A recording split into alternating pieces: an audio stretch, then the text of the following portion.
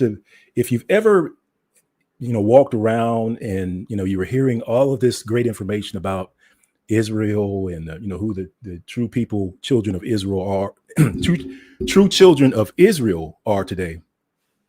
But you ever wondered, well, how do I know that it's speaking to me? Like, how do I know that this information that I'm seeing is about me? You know what I mean? Like I see, I see the Lakesh relief, for example, and I see, pictures of the ancient Israelites with short, nappy, woolly hair. But how do I know that I'm an Israelite, right? Or if somebody's showing me this 12 tribe chart, and they're saying, well, hey, you're Judah, you're America, you're from America, but how do I know that I'm an Israelite, right? Or somebody starts reading Deuteronomy 28, verse 68 to me. And, I see, I can see the similarities throughout all the scriptures, the verses of Deuteronomy, but how do I know that that's speaking to me? How do I know that I'm an Israelite? Well, hopefully, family, after this lesson, this lesson will go towards answering that question. And praise be to the Most High. And I got to warn you, family, just to kind of give you some logistics about tonight. So this is a long lesson. So if you got to drop off and drop back on and watch it later, that's totally fine. Actually, I didn't get a chance to, finish the whole lesson because truth be told, this thing was getting over 500 slides, and I did not want to go over 500 slides at one point in time. So don't panic. We're not going over 500 slides tonight, not even half of that. So less than that, less than 200 slides. But still, it's still going to be a long presentation. So with that being said, family, most High willing, what I might do is put in an intermission, just a break or two, and then later on I may remove it after it gets published. But just for you got to use the restroom just like I do. So we'll see how far we can get. We'll see what the flow's like, and hopefully, most High willing, we'll get to a good stopping point, and we'll get to a good stopping point or pausing point. Then we'll pause, let you go and grab something to eat, use the restroom, a quick bio break, and then we'll come back and then we'll finish up. All right. Well, here we go, fam. Let's go ahead and get started. So how do I know that I'm an Israelite? Well, that is a question that many people have asked, or, and we're looking for answers. We've looked through books. We've also looked at the scriptures and the Bible and all this, in all these different pieces of information. And we're wondering, how do I know that it's speaking to me, right? And so in honor of Black History Month, so of course, we're in February, even though it may seem, you may have heard things like, well, Donald Trump's trying to get rid of Black History Month. It is not really, family. You have to kind of read between the lines. If you're watching MSNBC, they'll say he's trying to get rid of Black History Month, but he's not really trying to get rid of Black History Month. But needless to say, family, Black History Month is important. Now, we're going to start with Black History Month because that's the month that we're in, right? The observation that we're in. And what I want to share with you, family, is let's start with Black History Month. Let's see how it came to be, because it didn't just happen. It didn't just come out of nowhere, right? It wasn't somebody just sitting around saying, well, you know what? Let's go and talk about Black History Month, right? Or let's make the month of February Black History Month. That's not how it happened. Context is key. We need to know what was going on, what was going on in the world at that time. And this is how we're going to know how we are an Israelite. So Black History Month, and I grabbed this from history.com, so you can see it on the screen. It says Black History Month is an annual celebration of achievements by African Americans and a time for recognizing their central role in U.S. history. Sounds straightforward, right? And it says also known as African American History Month. The event grew out of Negro History Week. So here we go, family. So what you have to remember or know about Black History Month is that it didn't start off with Black History Month. It actually started off as a week. And in fact, it started off as Negro History Week. Negro History Week. That's key. Let's keep reading, family. It says, the brainchild of noted historian Carter G. Woodson. And if you don't know about Carter G. Woodson, he's considered the forefather of Black history. Like, he was a history major. He got his doctorate. He went to Harvard, taught at Hampton University. Pretty renowned individual, had lots of accolades and accomplishments. So definitely want to give props out to Carter G. Woodson, for being, what we would call the forefather of Black History Month, which, of course, back then it was Negro History Week. But what I want to share with you, family, is where this came from, like how this came to be, what environment that this Black History Month week came from, right? Because it didn't just occur in the volume. All right, well, let's keep reading. It says, I'll just back up just a little bit, family, where it says, also known as African American History Month, the event grew out of Negro History Week, the brainchild of noted historian Carter G. Woodson and other prominent African Americans. And of course, it says, since 1976, every U.S. president has officially designated the month of February as Black History Month. Other countries around the world, including Canada and the United Kingdom, also devote a month to celebrating Black history. All right. Well, sounds nice, right? Right. I mean, we should observe Black history, but we know that the history that's often taught to us is not our history. And the reason why I say that, family, is, especially, for those that may be new to the channel, one of the core principles of this channel is that we use or prefer old books, like books when you open up the book and it has the title and the publication date. We prefer books where the publication date is from the 1850s or older. And the reason being, family, is because those books tend to have a totally different history when it comes to African American history or Negro history.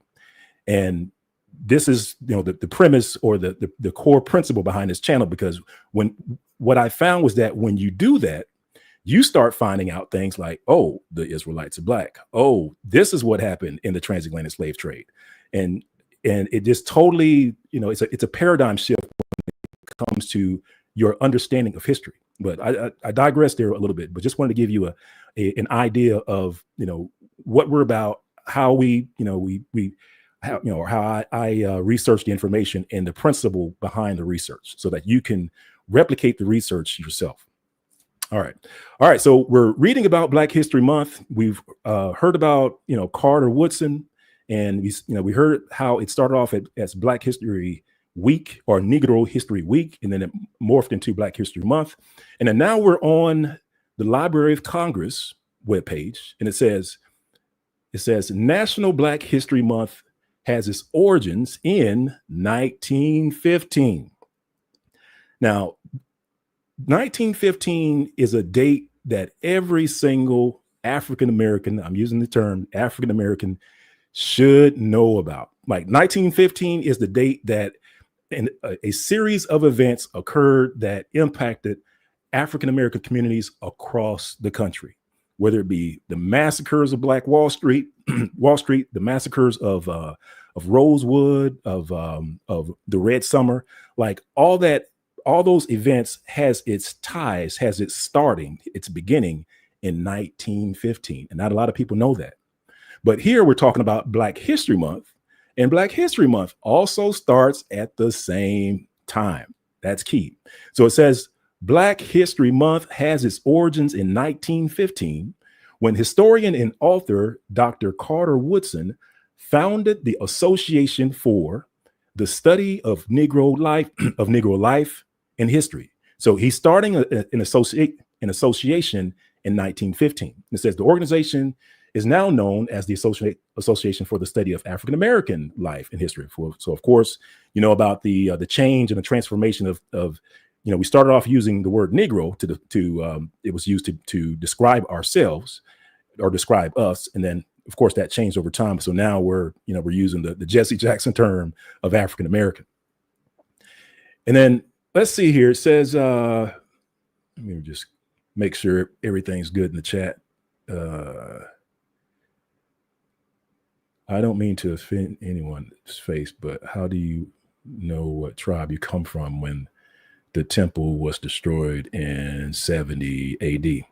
Well, tell you what, Truth Unfiltered YT, I guess that's on those staff YouTube. How about you just wait until we finish with the presentation? We just got started. I mean, we're literally on probably like the second or third slide. So just at least wait until we get started before we start breaking out those questions like that. So just hang on. All right, so here we go.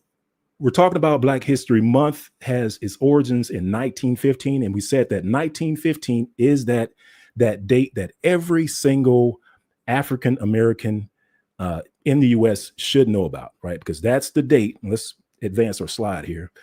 That is the date that the KKK, the Ku Klux Klan, the rebirth of the Ku Klux Klan started. And it, you know, you can, and what I'll do, family, is that I'll take you to a couple of different sources and stuff like that. But what you'll find, family, is that the rebirth of the Ku Klux Klan didn't just start by itself. It had a catalyst. And the catalyst was a movie called, or a film called, The Birth of a Nation. It was the very first blockbuster film in history in the US. So if you ever go to a movie and somebody says, oh, that was a blockbuster film, well, just know that the very first blockbuster film was a film about the KKK persecuting Black folks. That's real talk, family. That's how it actually got started. That's actually how MGM Studios got started, because Louis B. Mayer from MGM Studio, he's one of the M's in MGM. This is how he got his start, when he was the distributor for this movie, The Birth of a Nation. Let's keep reading, family, because again, we want to know, we want to get some context about Black History Month. Like, how did it start? What was going on at the time? So far we know that we just read about how Black History Month, it started off, it has its ties going back to 1915. And like I pointed out, 1915 is an important date because that's when the Ku Klux Klan, the rebirth occurred, and it occurred because of the very first blockbuster film in the US. And it was Birth of a Nation, a movie or a film that venerated the Ku Klux Klan, showed them persecuting Black folks. So all this is going on. And the KKK is being reborn. And I'm going to show you some charts here in a second. But then in the background, while this is happening, at the same time, we have this movement, this push for Black history, this teaching of Black history, this edification, this elevation of Black history amongst our community. And you can see it here, family, where it says Woodson, he held the position of dean at the School of Liberal Arts and the head of the graduate faculty at Howard University. And it says from 1919 to 1920. And another thing I want to tell you about, family, about here, one thing to keep in mind about Woodson. Let me make sure I mute my phone. Got my ESPN alerts going off. Somebody might be traded. But anyway, but Woodson, what I want you to know, family, is that he was there. Like, he was in the middle of all, when you say like Black Wall Street, Red Summer, all these massacres that's occurring across the South, Woodson was there. And you can see it there in national parks. And let's keep going. It says, Birth of a Nation. That's what we were reading before. And this is from the Encyclopedia Britannica. And this kind of reiterating what I just said about the Birth of a Nation and you can see it at the very bottom where it says its positive portrayal of the Ku Klux Klan, or on history.com where it says how Birth of a Nation revived the Ku Klux Klan. It revived the Ku Klux Klan because at the time it was pretty much dead. And let's see here. It says protests against the film accompanied its premiere in Los Angeles in February of 1915. So that's that date again, family. So know that the NAACP at this time, newly found NAACP was vehemently, adamantly protesting this film coming out because they knew it was bad news. They knew it was going to have an impact on the African American community. So they were out in droves, protesting in front of the movie theaters, protesting on the streets, trying to prevent this film from occurring. This is in 1915. So just keep the dates in mind. I'm just going to quickly run through this timeline because again, this isn't necessarily the core purpose of this lesson. But again, I did just want to give you the context of where Black history came from, like what it was birthed out of, what was going on in the U.S. at that time. And so what we're finding out is that, the genesis of all this is 1915. It's the birth of the Ku Klux Klan. It's the, all this hate and malice that's festering, it's starting to grow in the South and spread across the country. It's the spreading of this movie, this first blockbuster film that started spreading this hatred across the country. Right. And then you can see it here is it started off in February. So it was released in Los Angeles in February. Let me see if I can advance my slide here. And then I'm going to drop down to the bottom where at the highlighted section where it says, still, Griffith's movie proved a boom for the KKK, which had practically disappeared by the 1870s. So by the 1870s, the KKK was done. Like, it was a wrap. Black folks didn't really have to worry about the KKK. But 1950 came around, and this movie, this film, this blockbuster film came out, started edifying and elevating the Ku Klux Klan. And what you'll see is that they were reborn. And actually, it says as much in this quote where it says, with the end of Reconstruction, and it says, however, in December, so this is at the end of 1915, it says, it was revived in Georgia. Now, people may not know this, but the Ku Klux Klan was revived in Georgia on top of Stone Mountain by a group of, you can call them terrorists or radicalists, whatever. But these guys went up on Stone Mountain and they dedicated themselves, I believe, to Hasatan, or what the word would say, Satan. And they started the Ku Klux Klan on top of Stone Mountain after, look what it says, following the opening of the movie in Atlanta. I mean, just think about how much power that movie had, family. What the effect of that movie had on Black folks. Now, I got another video that goes into, talks about the ADL and how the birth of a nation, how it was filmed by Ashkenazi Billy Bitzer. Like, he filmed the whole thing, start to finish on his camera.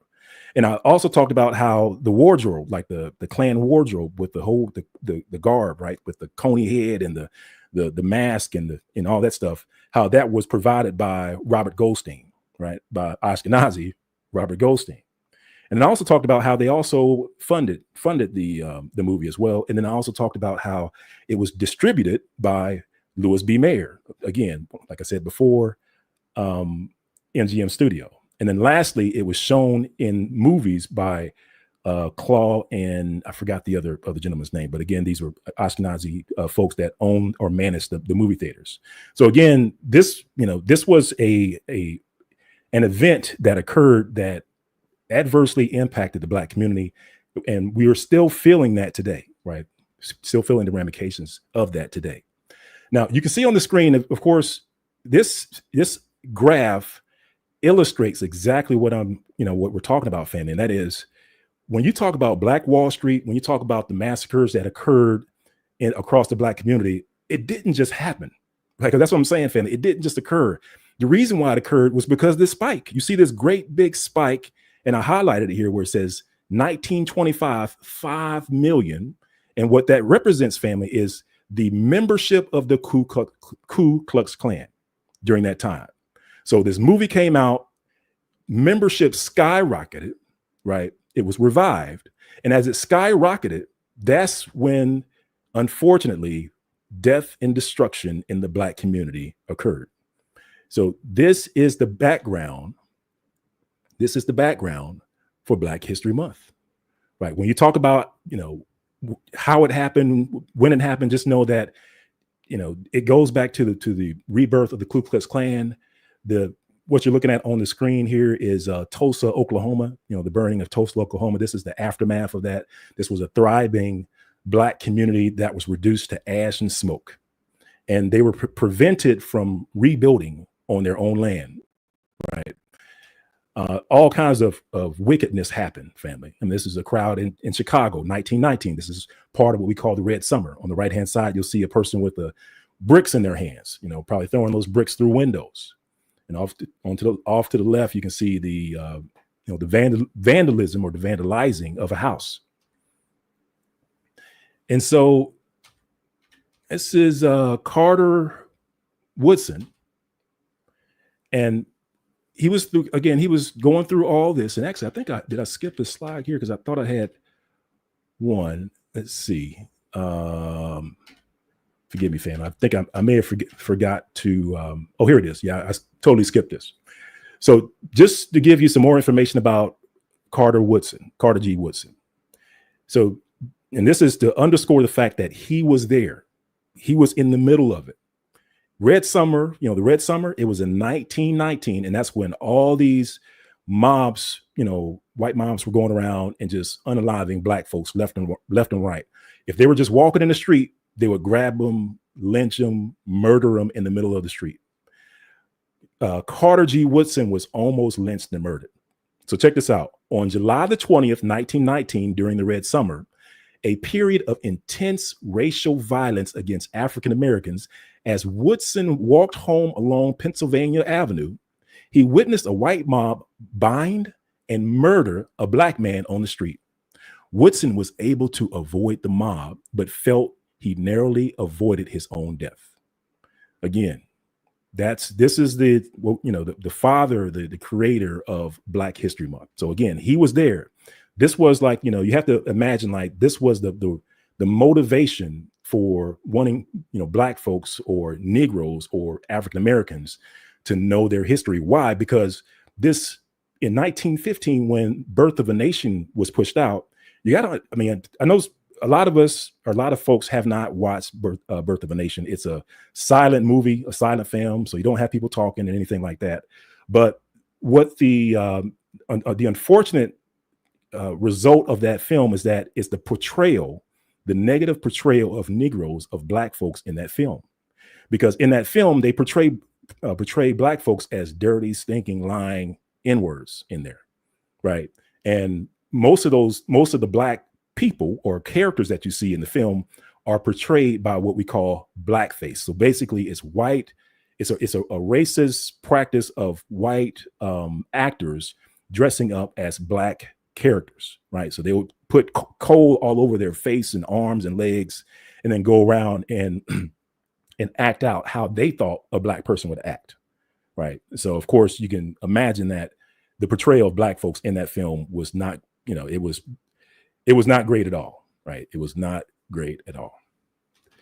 All right, so we got that. So now we have a good understanding of what happened, what's going on, how the Black History Month came to be, what the environment was like, and we know that the progenitor of Black History Month was Negro History Week.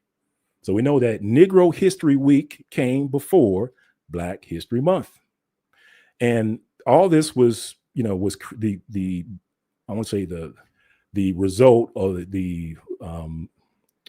guess you can call it the result of Carter G. Woodson, his efforts to put Black history in the forefront. But what I'm going to do, family, so now we're going to start to look at some of the other things that Carter G. Woodson taught. I mean, because during this time, he not only created that association that focused on Black history, but he also wrote books. He wrote books, also teaching of the history of Black history. And one of these books, you can see it here, it says, The Negro in Our History, Carter G. Woodson. So let's see what Carter G. Woodson has to teach us about Black history. And it reads, now I'm on page 5, and it says, I guess I'll read the start at the top of the paragraph.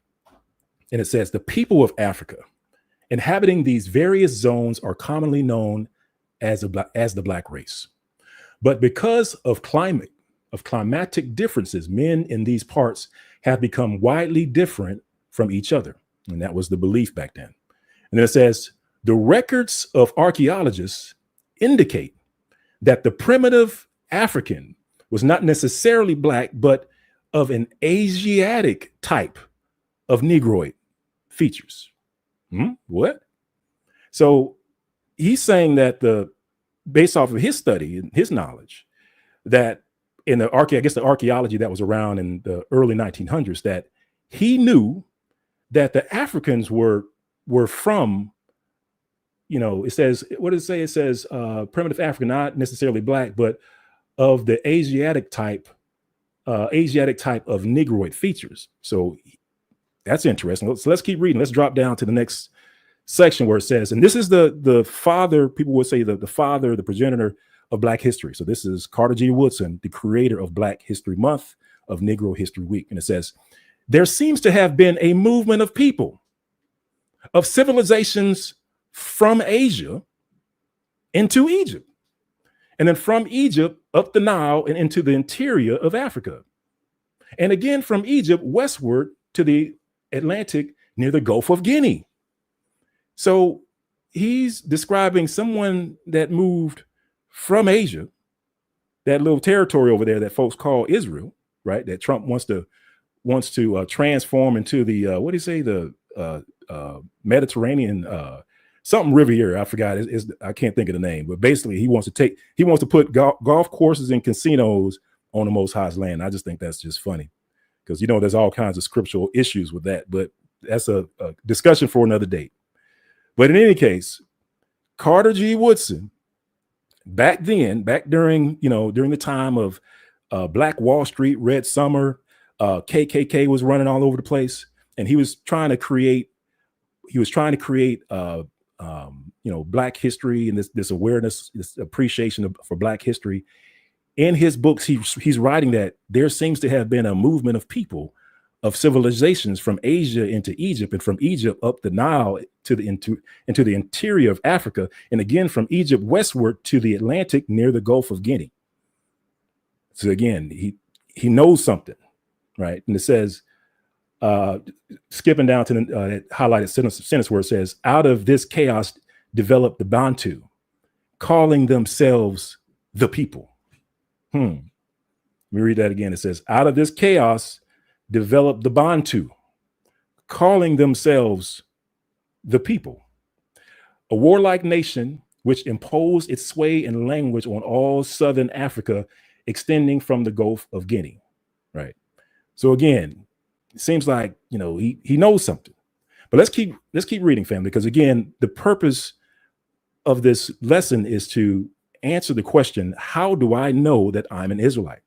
And so we started off by looking at looking at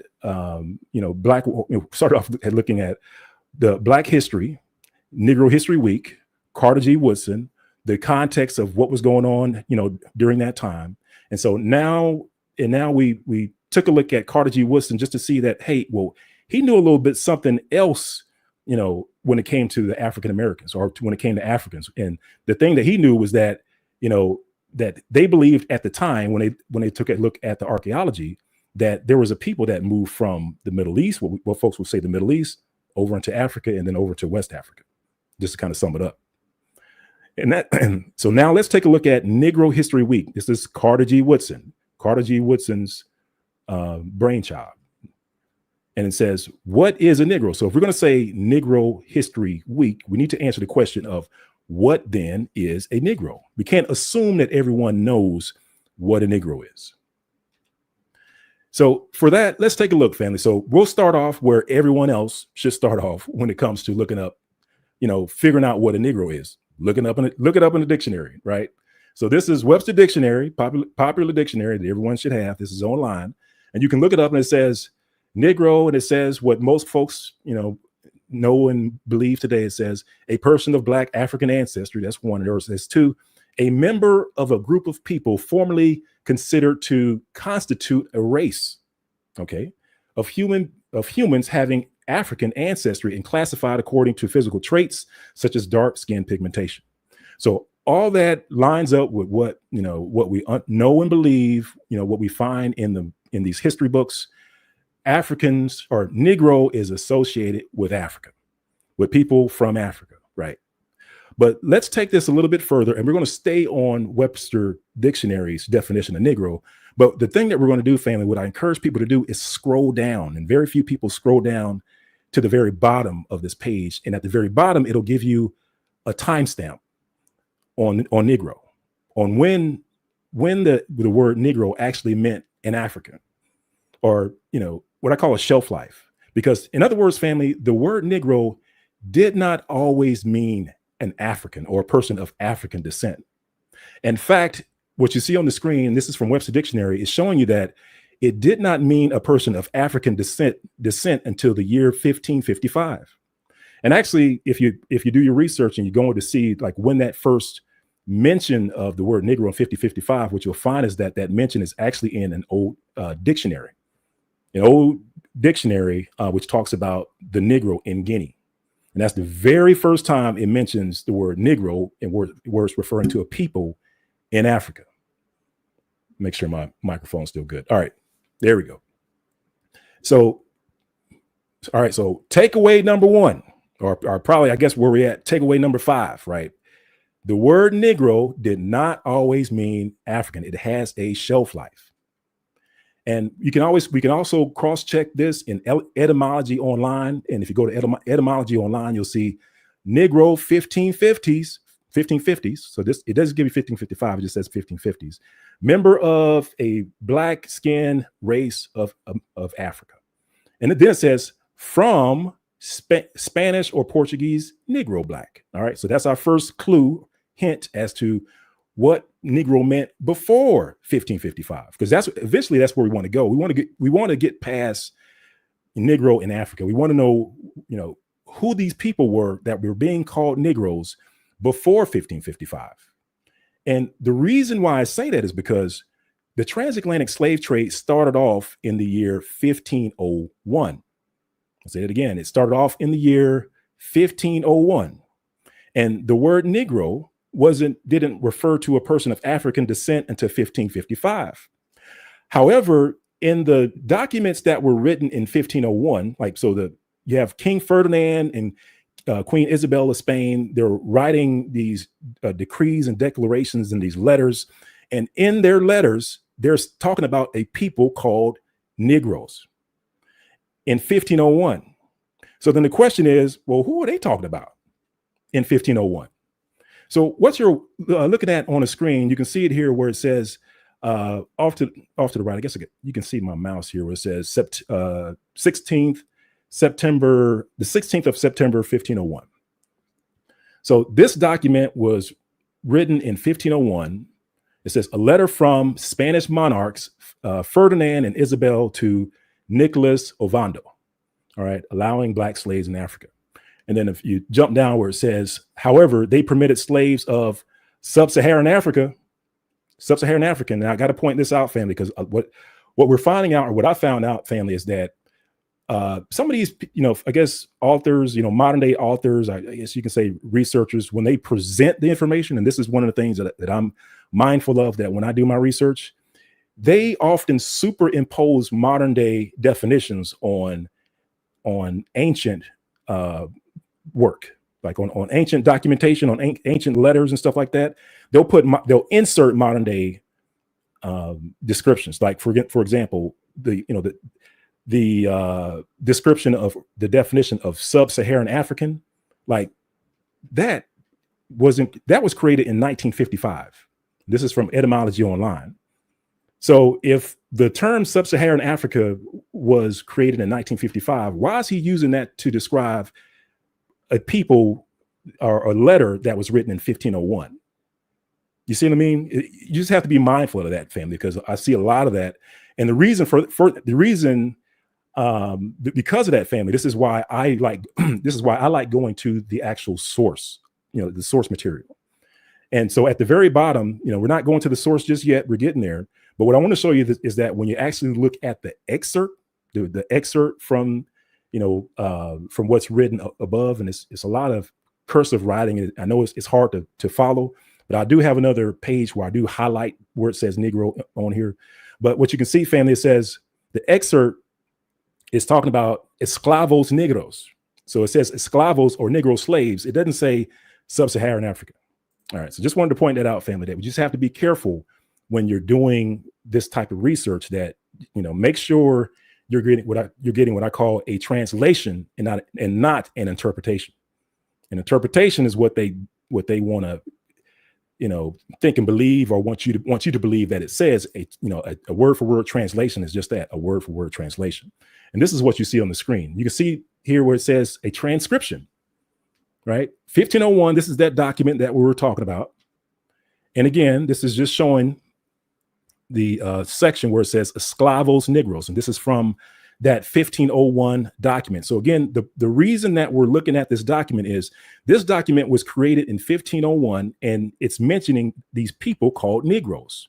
So remember, the people called Negroes, the Negroes didn't mean an African until 1555. So we're looking at the these people that were called Negroes at a time where they weren't Africans. And in fact, in this document is saying that these people that are called Negroes in this particular document, where King Ferdinand and Queen Isabel were talking about slaves, these people, and let me advance my slide here.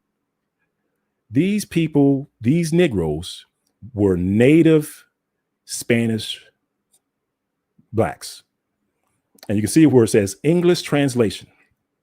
I'm just going to read it here, the highlighted section where it says, "You will not allow or cause to go there either Moors or Jews or heretics or reconcile one or persons newly converted to our faith, except," so basically all that I said, "except if they were black slaves or other slaves who had been born under the power of Christians or subjects and our subjects and native. So the people who were called Negroes in 1501, according to this document, who were the slaves that started the transatlantic slave trade, because this was the rule, the decree, from the king and queen of Spain, that the people that were going over as slaves that were being called Negroes, they were Spanish, or I'll say Spanish or Portuguese natives, Negroes. So that's the people that started the transatlantic slave trade. They were people that were born in Spain and Portugal. So you may be wondering, all right, so this is where you start to get into, well, those people were born in Spain and Portugal, and sure, yeah, Benayah, they went to, we know according to that document that they were sent over to the Americas as the first slaves. But how do I know that I'm a Negro? Or how do I know that I'm an Israelite? So we're going to go through, multiple points. So we're on number one. So we're just getting started. How do I know that I'm an Israelite? Well, point number one, Negro, the word Negro is an Israelite last name. Sure, you may hear people say, well, Negro means black, or they say Negro means dark, right? But the thing you have to know right off the bat is that the word Negro is an Israelite last name.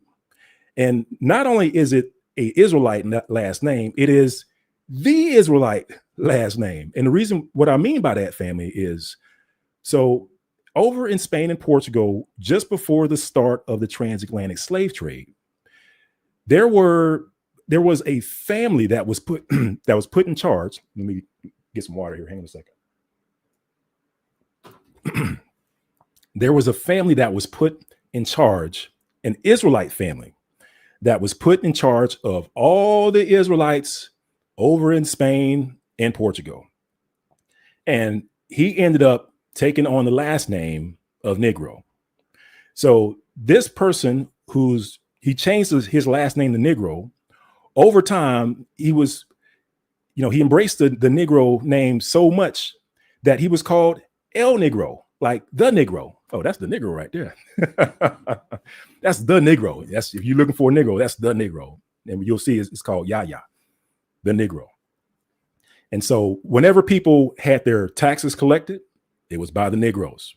Whenever the Israelites went to their synagogues and it was ruled by the chief synagogue person, it was the Negroes. Who governed their society over in Spain and Portugal, it was the Negroes. So and what I tell people is, like, if you were to jump into a time machine and go over to Spain and Portugal and say, oh, and this is, before around 1501, let's say around the year 1475, and say, I want to see the Negroes. They would know exactly who you're talking about. No one would stutter or stammer. And they would point to those people called Negroes. Oh, those people over there. We know who the Negroes are. Negroes are. The Negroes are the ones that collect our taxes. The Negroes are the ones that control our synagogue. The Negroes are the ones that govern us. That's who the Negroes are. So it wasn't just a name. It was the name. Just before the start of the transatlantic slave trade, the people, this Israelite family that was in charge of all the Israelites over in Spain and Portugal, just before Spain and Portugal started the transatlantic slave trade, were the Negroes. So let's advance the slide, family. And I mentioned before that these Negroes were called, before they changed their name to Negro, it was called Yaya. And you can see it on the screen. This is from the Jewish Encyclopedia, where it says Yaya. Portuguese, excuse me, Portuguese family of the Middle Ages, of which were prominent. They were well-known family. So not just in Spain and Portugal, but it says were prominent in Portugal, Spain, Italy, and Turkey. Certain individuals of the name bore additional cognomen or last name Negro. So they started changing their last name, or added their last name of Negro. And remember, the first Israelites to start rocking last names, to use last names, were Spain and Portugal, Spanish and Portuguese Israelites. So if you ever run into an Israelite and he has a last name, the Spanish and Portuguese Israelites started that. But let's keep going. It says, bore the additional cognomen Negro, with reference to the Moors from whom several of their estates had been attained. It says the more prominent members of the family are as follows. So it's just going to show you which ones are really known, right? And it says Yaya. It says flourished in Lisbon in the 11th century, and he died about 1150. So just to give you a timeline of events. So you can see the transatlantic slave trade started in 1501. This is in 1150. We have these people rising up, becoming Negroes, right? Transforming their name from Yayas to Negroes. And then what you'll see, family, is that they'll be placed in positions of authority, and they're ruling, on behalf of, the king and queen, their people in the country. So like, again, everyone knew them, just proverbially, right? So it says they died in 1150, and it says he was held in high esteem among the Jews, and King Alfonso I honored him for his courage. After the conquest of Santarem, the king presented him with 2 country houses that had belonged to the Moors, wherefore he assumed the name Negro.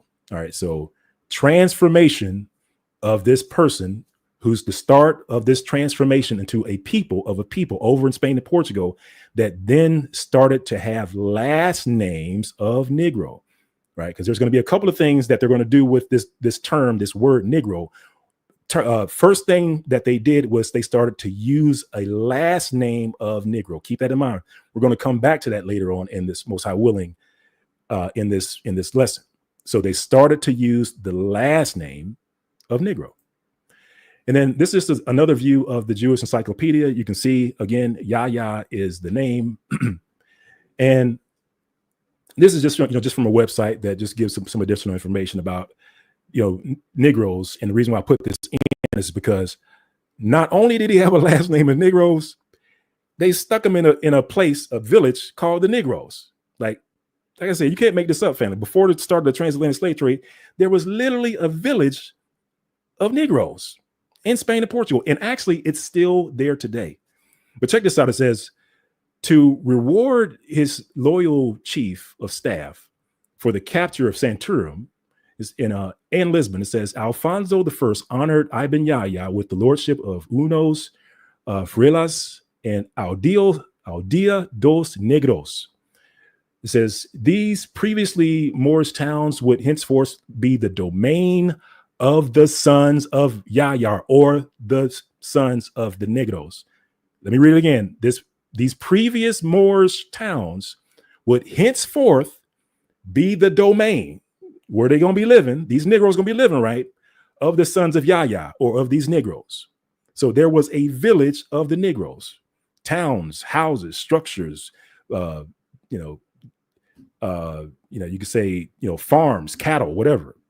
People running around called Negroes. And it says, thus established in the Portuguese territory, they formed the trunk, the foundation of an illustrious Jewish family that, well, again, they weren't calling themselves Jewish. Again, this is people putting, modern day vernacular on,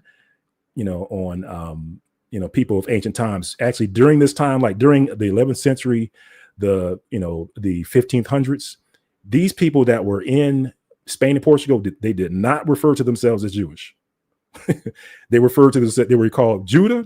they said that they were descendants of the children of Judah or the house of Judah or Israelites. They did not refer to themselves as Jewish. That's a modern day vernacular that the current person here put on.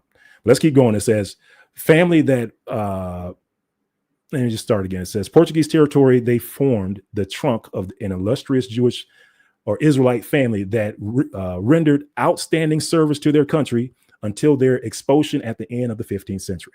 All right, there you go. So let's keep going. And this family is just this is a compilation of multiple documents. You can see off to the left, it says the Jascha. This is actually the Yaya. This is a German document. You can say document, right? And basically what you're looking at is a genealogy tree. So not only did the Israelites or the Yayas or the Negros, part of their belief was that they were of the house of David.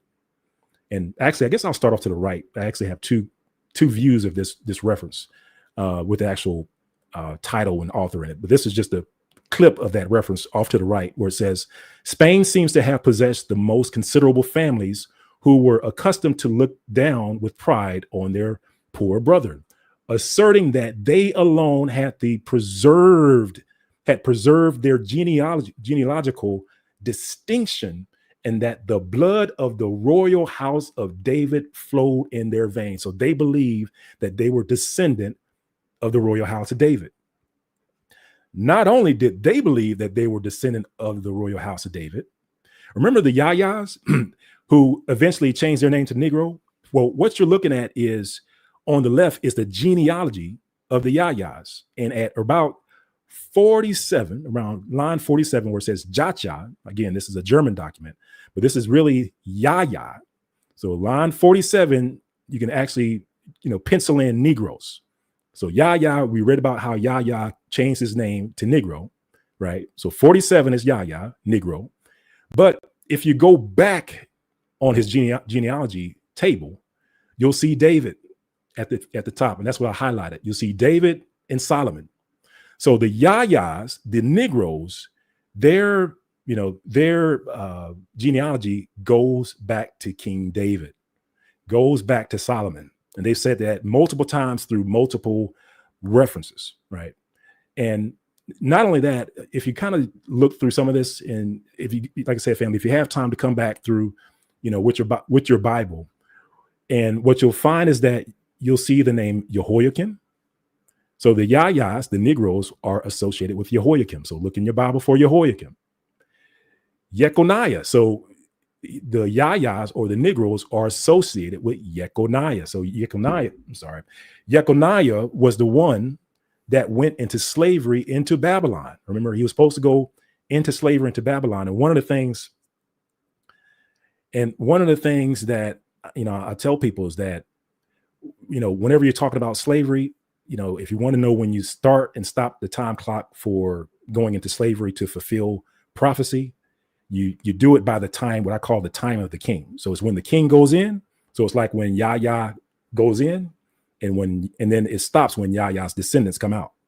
So here we have Yahya going into captivity, and then you have Zerubbabel right here comes out 70 years, fulfillment of prophecy. All right. So there you go. So now you know that the Yayas, the Negros, they have a genealogy that not only are they saying that, they are from the house of David, or not only are they the Israelites, but they have a genealogy that goes all the way back to King David, of the house of David.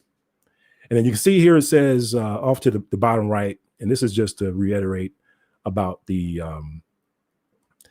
how the Yayas were put in charge. And it says, this is talking about Yahya, body physician to King Ferdinand until 1370. So another thing, family, is that it wasn't like they were put in charge once. No, they were put in charge multiple times throughout the years. And this is Gedaliah Yahya, body physician to King Ferdinand until, it says, 1370, when he lost the favor of his master, hereupon entered the service of Henry of Castile, who made him the head of the, it says Jewish, Israelite communities of his realm. Again, the Yayas were put in charge. Oh, we got a troll alert. Thank you, Richard. Yeah, let me take care of that. Let's see. We got a troll. All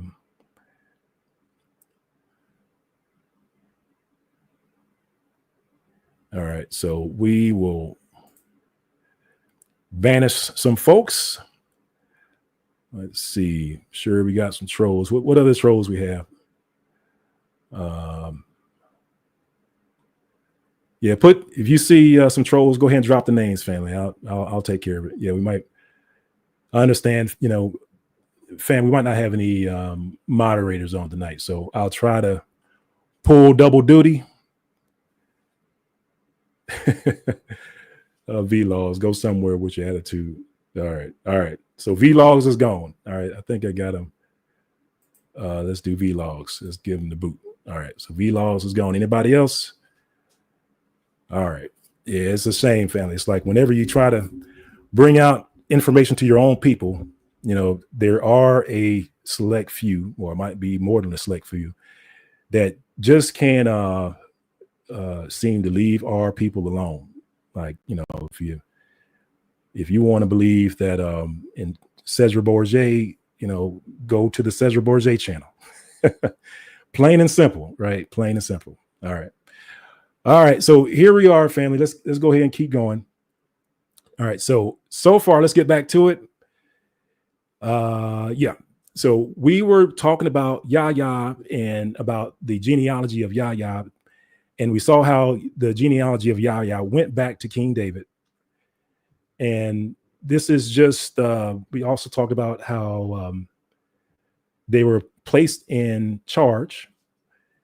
And this is just another reference to show that they were placed in charge. And here it was the Rabbi Moor, the chief rabbi, stood at the head of the Portuguese Jews. And like the Rab de la Corte in Castile, was an officer of the crown and the most prominent person in the entire jury. So again, these guys were prominent, right? They were placed front and center. So again, when folks talked about Negroes, like if you you jumped off a plane and you said, and you went through a time machine and you said, where those Negroes at? They would definitely know who you're talking about. They wouldn't be looking at you like, oh, those are some Africans. No, they would be looking at their folks that were born in Spain and Portugal, and they will be pointing you to the people that were in charge at that time. Now, what I'm showing you now, family, is these are just various names of people that were over in Spain and Portugal who had the last name of Negro, right? And you can see Solomon Negro, family of the Yahyas. Or let me advance the slide here. You can see David Negro, or Gedaliah Negro, or Judah Negro. So again, these weren't just, random names. These were names of the people that had the lineage that went back to King David, that were placed as in the positions of authority over the people in Spain and Portugal. And so this is just more of the same. Just like I said, I just kind of wanted to drive the point home that the name Negro was actually a Spanish and Portuguese last name. So this is a book, what you're looking at on the screen now is a book of last names of Spanish and Portuguese Israelites. And if you purchase this book, I believe this book, last I checked, is a little bit over $100, but you know how they do with the truth, fam. They try to hide it from you. But you purchase this book, you go to look up the word Negro, and what you'll find is that Negro is in the book. Just like I said, family, the word Negro is an Israelite last name. And here you are over in the States called by an Israelite last name, and you don't even know it. So again, how do I know that I'm Israelite? Well, number two, it says Israelite Negroes lived in the village of the Negroes, like we pointed out before. And we can see that here where it says at the top left, and it says he pursued the tolerant policy of his grandfather Alfonso the Sixth of Castile and issued letters of protections to the Jews as also to the Moors of Pharaoh. So this is a different Alfonso, and it says he moreover employed the Jews in his service. And for instance, Dam Ish, answer of the widely branching Yahya family, who was the receiver of customs, basically he was collecting taxes. It says, and to whom he gave 2 estates, Aldea dos Negros. So again, pointing out what we talked about before, and that is these Negroes actually lived in a place called the village of the Negroes. So before the start of the transatlantic slave trade, they're running Spain and Portugal. They're placed in the seat of authority. They have the last name of Negroes, and they're living in a place called the Negroes. And just so that you know, if you want to know like where it is, went ahead and highlighted it here on the map. And this is Google Maps. Hang on, let me adjust my mic. All right. Think testing. Make sure my mic. Testing. 1, 2, 3. All right. There we go. All right. Still good. All right. Just want to make sure my didn't lose my audio. All right. So Aldea dos Negros. So that's where it is, Spain and Portugal. And actually, even in that same book that we were talking about, where you actually will find the entry for the last name of Negro, you will also find Aldea dos Negro in there, because that's where they lived. Aldea dos Negro is in the entry in that book. And then again, just kind of just driving home the some of the points that I talked about earlier, where it said, he was also called El Negro, or the Negro. He was called the Negro, and says known as the Lord of Aldea dos Negros, the village of the blacks. And he was a direct descendant of the Israelites of Babylon. So that's what we looked at before when we looked at the genealogy table, right? And we saw that when we looked at that, we saw that it went all the way back to King David, and also went to Jeconiah. And so Jeconiah he went into Babylon. The term Israelite, that means like the leaders of the Israelites in exile. So basically the descendants of King David. And yes, the Negroes were considered exilarchs, and they were the ones that led our people into Babylon. When Jeconiah went into Babylon, and when Zerubbabel came out, that was all from the lineage of King David. All right, and just last but not least, this is just I think this is one last entry on the Aldea dos Negros, and you can see it here where it says Rabbi. It says, in the reward for the military service, one of Haya's sons, Yahya bin Rabbi, was presented by Alfonso with a Moorish village and became known as Lord Aldea dos Negros. All right, so we got it. All right, so I am going to let's see if I can share this video. And this is just a video of Aldea dos Negros.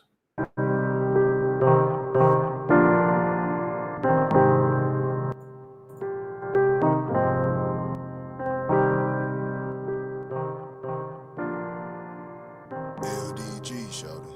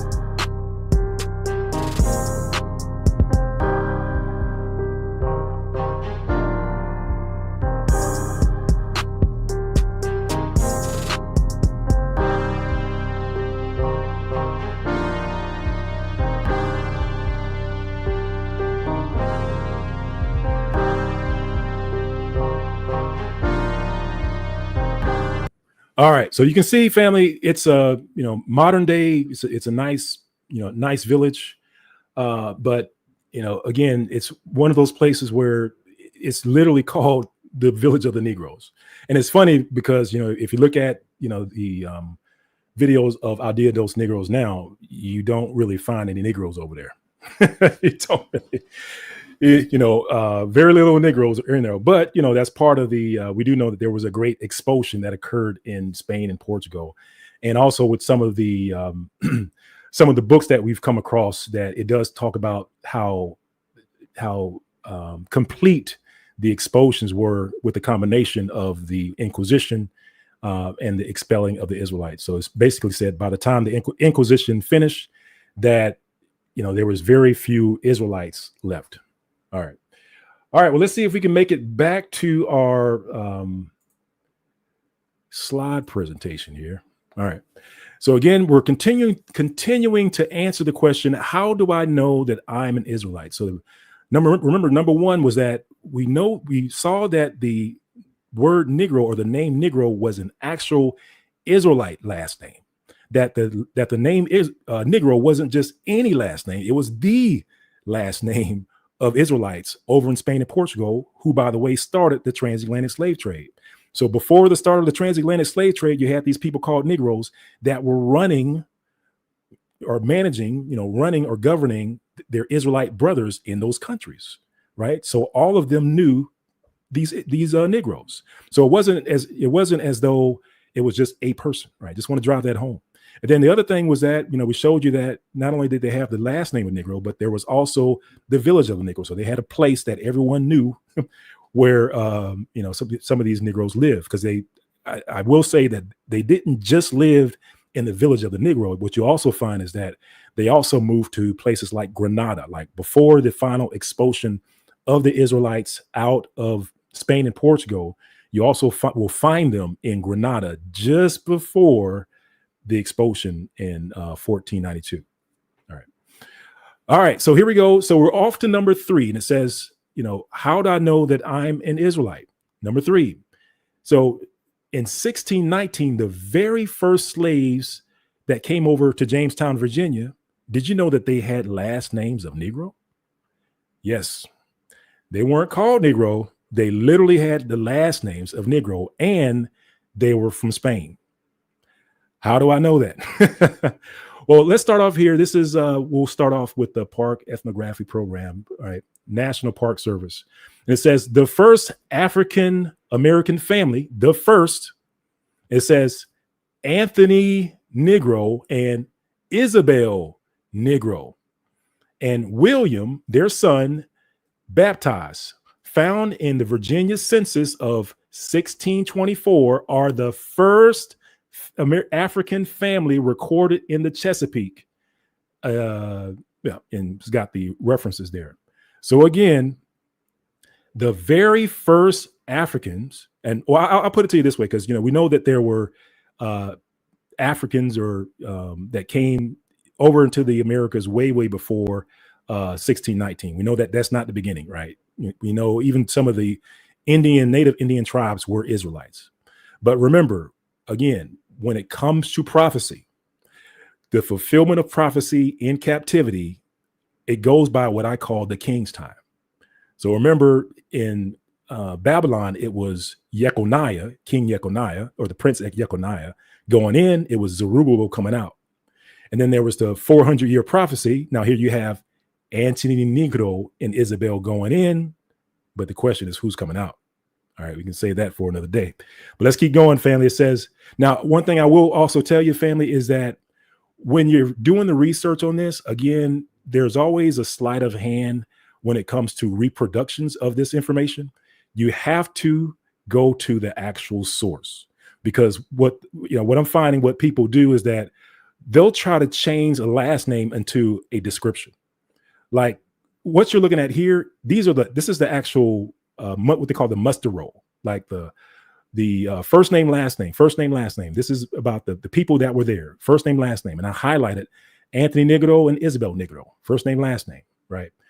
But what people will try to do, family, is when they reproduce this original that's written in cursive, they'll say Anthony, and they'll put it either in parentheses or a bracket, and they'll say Negro, as if it was a description and not a last name. But no, when you look at the original, as you're looking at it on the screen, it's actually their last name. So the question, and these are Spanish Spanish first names and Spanish last names. Portuguese first names, Portuguese last names. There's pretty much the same. And so, this goes back to, well, then you have to ask yourself the question, well, then who were the people called Negroes that came from Spain and Portugal? And we just read it, right? So again, now you can see how prophecy is being fulfilled. This is just another reference which speaks about the same thing. It says in 1625, Antony and Isabel had a son named William, and in the 1625 muster identifies the family as Antony Negro and Isabel Negro, and William, their child, baptized. This is in 1619. 1619. Of course, in 2019, we had the anniversary of the 400 years. All right, so let's keep going. Not going to go into great detail on this. I like to have multiple references, just showing the same thing, just to let you know that it's not just one reference. I did kind of get a little sloppy at the end because I was short of time. So I did for a few of the ones at the end, I just have a single reference, but Most High willing, in the book that is to come. Oh, shalom, Ema Sissal, you missed your Akoti. But when we do our book, Most High willing, we'll also come up with the book. We'll have a lot more references in the book. All right. So again, how do I know that I'm a Negro? So now we're on number 4. So remember, keeping track.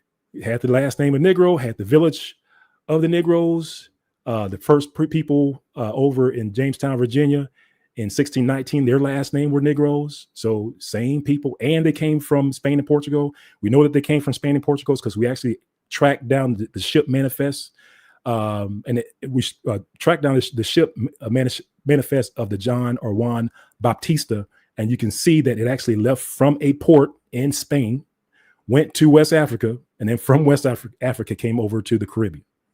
So we know for a fact it came from Spain, the place where the Negroes were, close to Seville, and Seville was one of the places where it said the Negroes resided or they lived, right? So all this is matching up.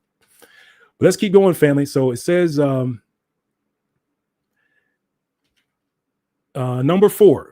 So how do I know that I'm an Israelite? Number 4 says the famous Negro family, the one that we've been talking about all this time, in Spain and Portugal, has a picture of a black man on the family crest and the official seal of the Negro. Come on, family. So not only do they have the last name of Negro, when they have a family crest, you can think of a family crest as like a picture that represents the family. They got a Negro on the family crest. And let's read it. So, again, like for a lot of this truth, family, sometimes you got to deviate from the American English books to get these truths. So it is written in a different language, but if you grab something like Google Translate, you can translate this yourself. But you can see where it says translation says the name Negro, according to his descendant, the historian Gedalia, was the surname of the Yayas, or he says Yadas family, who had a black man's head on their seal, as well as on their coat of arms. So we are getting black and blacker. And it's funny because, you got folks over there trying to, claim this history, and, with the last name Negro, family crest of Negro, the seal of a Negro on the seal, and still trying to be of another nation. Come on, family. It's like, you just got to stop. At some point, you just got to stop. But here's another one in the same book, and it says, translation says, for their sakes, the king gave him some villages. And this is, again, talking about how the king gave that property to the Yayas. And it says property and granted him a field with the Moor's head. It's kind of a bad translation of this, but it says gave him a field with the Moor's head in the middle as a coat of arms. His family was perpetuated in Portugal, and according to greats, the Jews in Spain, page 39. Okay. All right. So takeaway number 4, the Negroes had a family crest and seal with a black man on it as representing them. All right. So how do I know that I'm a Negro? Number 5, Spanish and Portuguese Jews were called Negro Portuguese. So not only did they have the last name of Negro, but then the derogatory term that they were called was also Negro.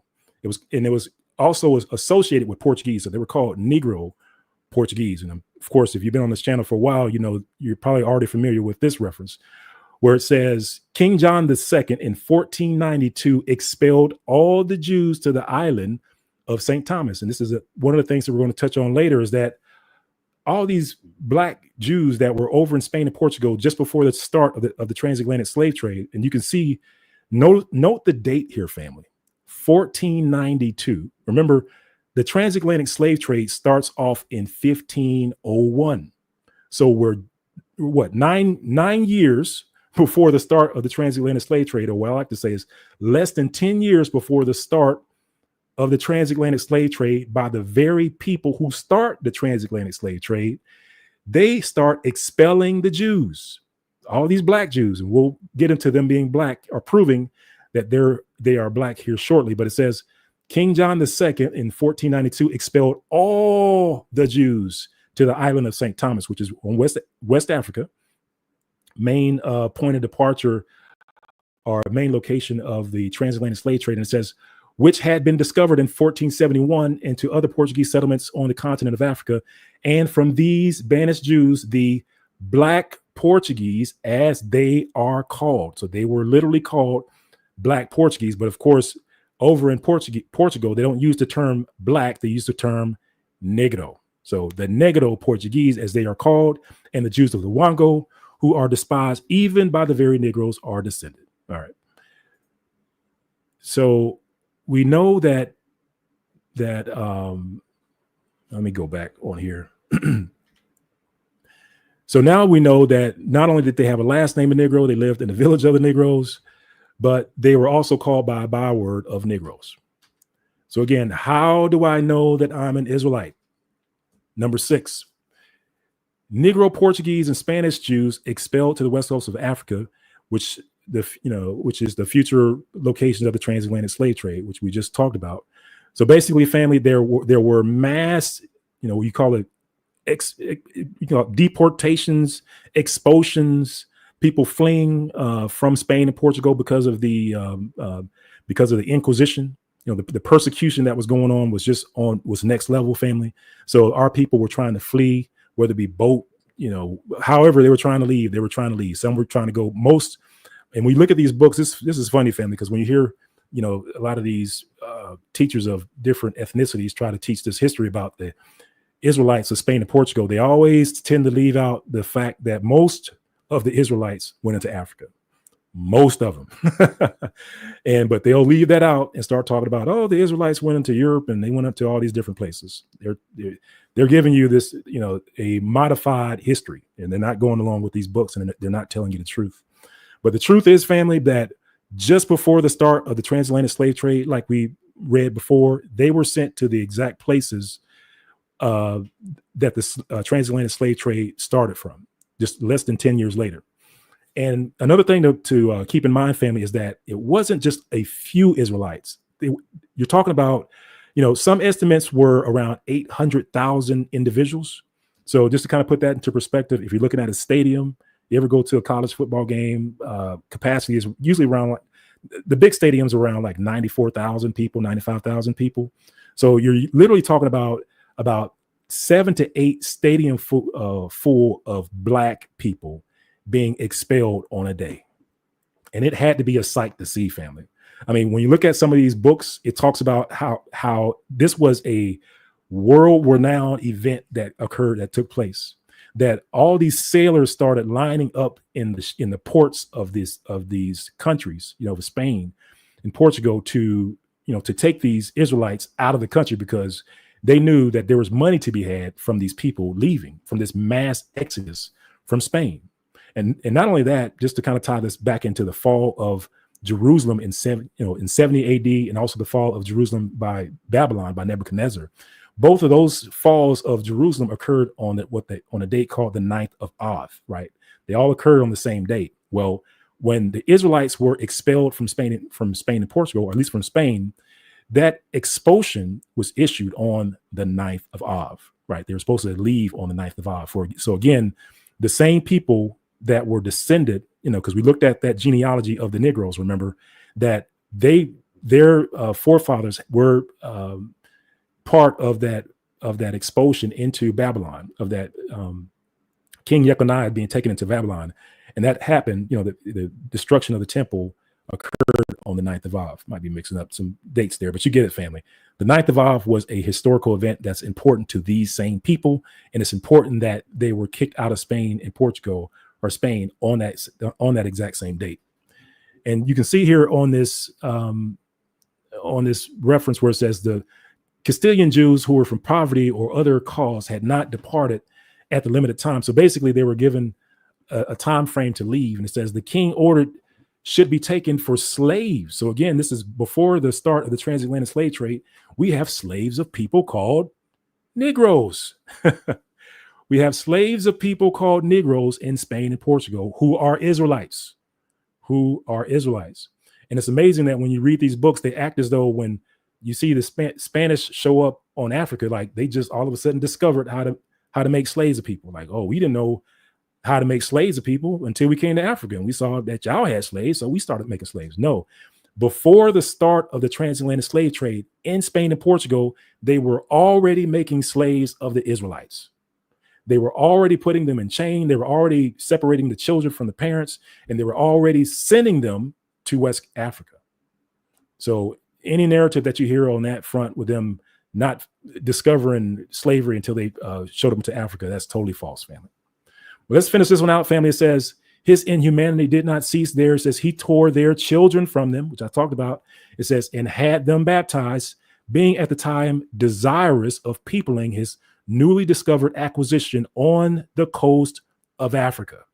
It says the island of St. Thomas had said he sent them to it with the new governor, Alvaro Ducoma, so that being separated from their parents and marrying people in the island, they might become good Christians. So the whole purpose of them being separated from their parents is for them to become good Christians. And if you ever wondered, how do you get a people who don't know their history? Like that's a distinct trait of the so-called African American. We don't really know our history. We're searching for our history. So the question is, like, how do you get to a point where you don't know your history? Because for a lot of us, our family, your parents taught you your history. That's how your history was passed down from parent to child, on through the generations. That's how you have oral traditions. But then all of a sudden, these folks that are in America don't know their history. How do you get a people to a point where they don't know their history? Well, you seeing it here on the screen. You take children away from the people who have the history, who are their parents, and then you give them to somebody else who gives them a different history. That's how you end up with the people that don't know their history. And this is just yet another reference that also talks about the Israelites being not only placed on the west coast of Africa, but also being sold as slaves. So it's one thing for them to be placed on the west coast of Africa, but it's another thing for them to be then sold as slaves in the transatlantic slave trade. Remember, that's the next step. That's the next step of them of how do you know that you're an Israelite? Well, because one, the Israelites were placed on the west coast of Africa in the same places that the transatlantic slave trade would start off less than 10 years later. And we also know that they were sold as slaves, but we'll get to that in a moment. But let's finish this one, family, where it says, this is from a reference called America, an Accurate Description of the New World. And there's a bunch of other part of that title I'm going to skip. But it says just the highlighted part. And basically, this is talking about how the Israelites were placed on the west coast of Africa. They were placed there in waves. It wasn't just one group. You'll see one group went there, then they were followed by another group. And then you'll see that there were people escaping out of Spain and Portugal. So there's some people kind of fleeing there on their own. There were people coming from, different parts of Africa. So it was a bunch of folks gathering over on the west coast of Africa. And the way I describe it, family, is that over in the west coast of Africa, you have I believe you have all 12 tribes. And you have all the 12 tribes of Israel that have gotten there over different time periods. So some got there early, some got there late, some walked there, some got there by ship, right? But in any case, in any event, the people that got there last were the Israelites from Spain and Portugal. They were the last ones to arrive, and they came, like I said before, they either came by fleeing on their own out of Spain and Portugal, or they were shipped there by the government. They were arrested by the Inquisition, shipped there on these different ships, right? And some of them spent, a lot of time over in Africa. Some spent very little time over in Africa before they were sent across the waters over to the Americas. But in any case here, what this reference talks about is it talks about a couple of those waves of people that were placed on the west coast of Africa, and it talks about why they were placed there. So that's another thing. We need to understand why they were placed on the west coast of Africa. And it says that King John III of Portugal sent a colony there above 200 years before, whom though the unwholesome air destroyed, yet the place was not left fully desolate. So let me just translate that, family. So King John of Portugal he says King John III, he sent a colony there, but they passed away, right? Because they got sick. And it says, but the place was not left desolate. So for he sent new inhabitants. So he sent another wave of people. And it says, who first settled Guinea, next in Angola, and lastly on the island of St. Thomas, that so they might be better used to the air, that the said king sold all those Jews for slaves that refused to embrace the Roman religion. That's why they were there. And then let's finish it off. And it says, and caused their children to be baptized, from whom coming there in great numbers. Because that's another thing, family. When you hear about modern day historians try to retell or recount this event, this massive event of this great expulsion, they will downplay these numbers all day. All the old books you'll see it says great numbers, large numbers, all the Jews, not some of the Jews, but all the Jews. But the modern day historians will say some Jews, few Jews, 100 Jews, 2 Jews, right? So that's why I say, family, grab these old books. These old books will give you the truth. And it says most of the present inhabitants were descendants. So basically it's saying most of the present inhabitants of, on the west coast of Africa were descended from these Israelites that were placed there because they did not embrace the Roman religion.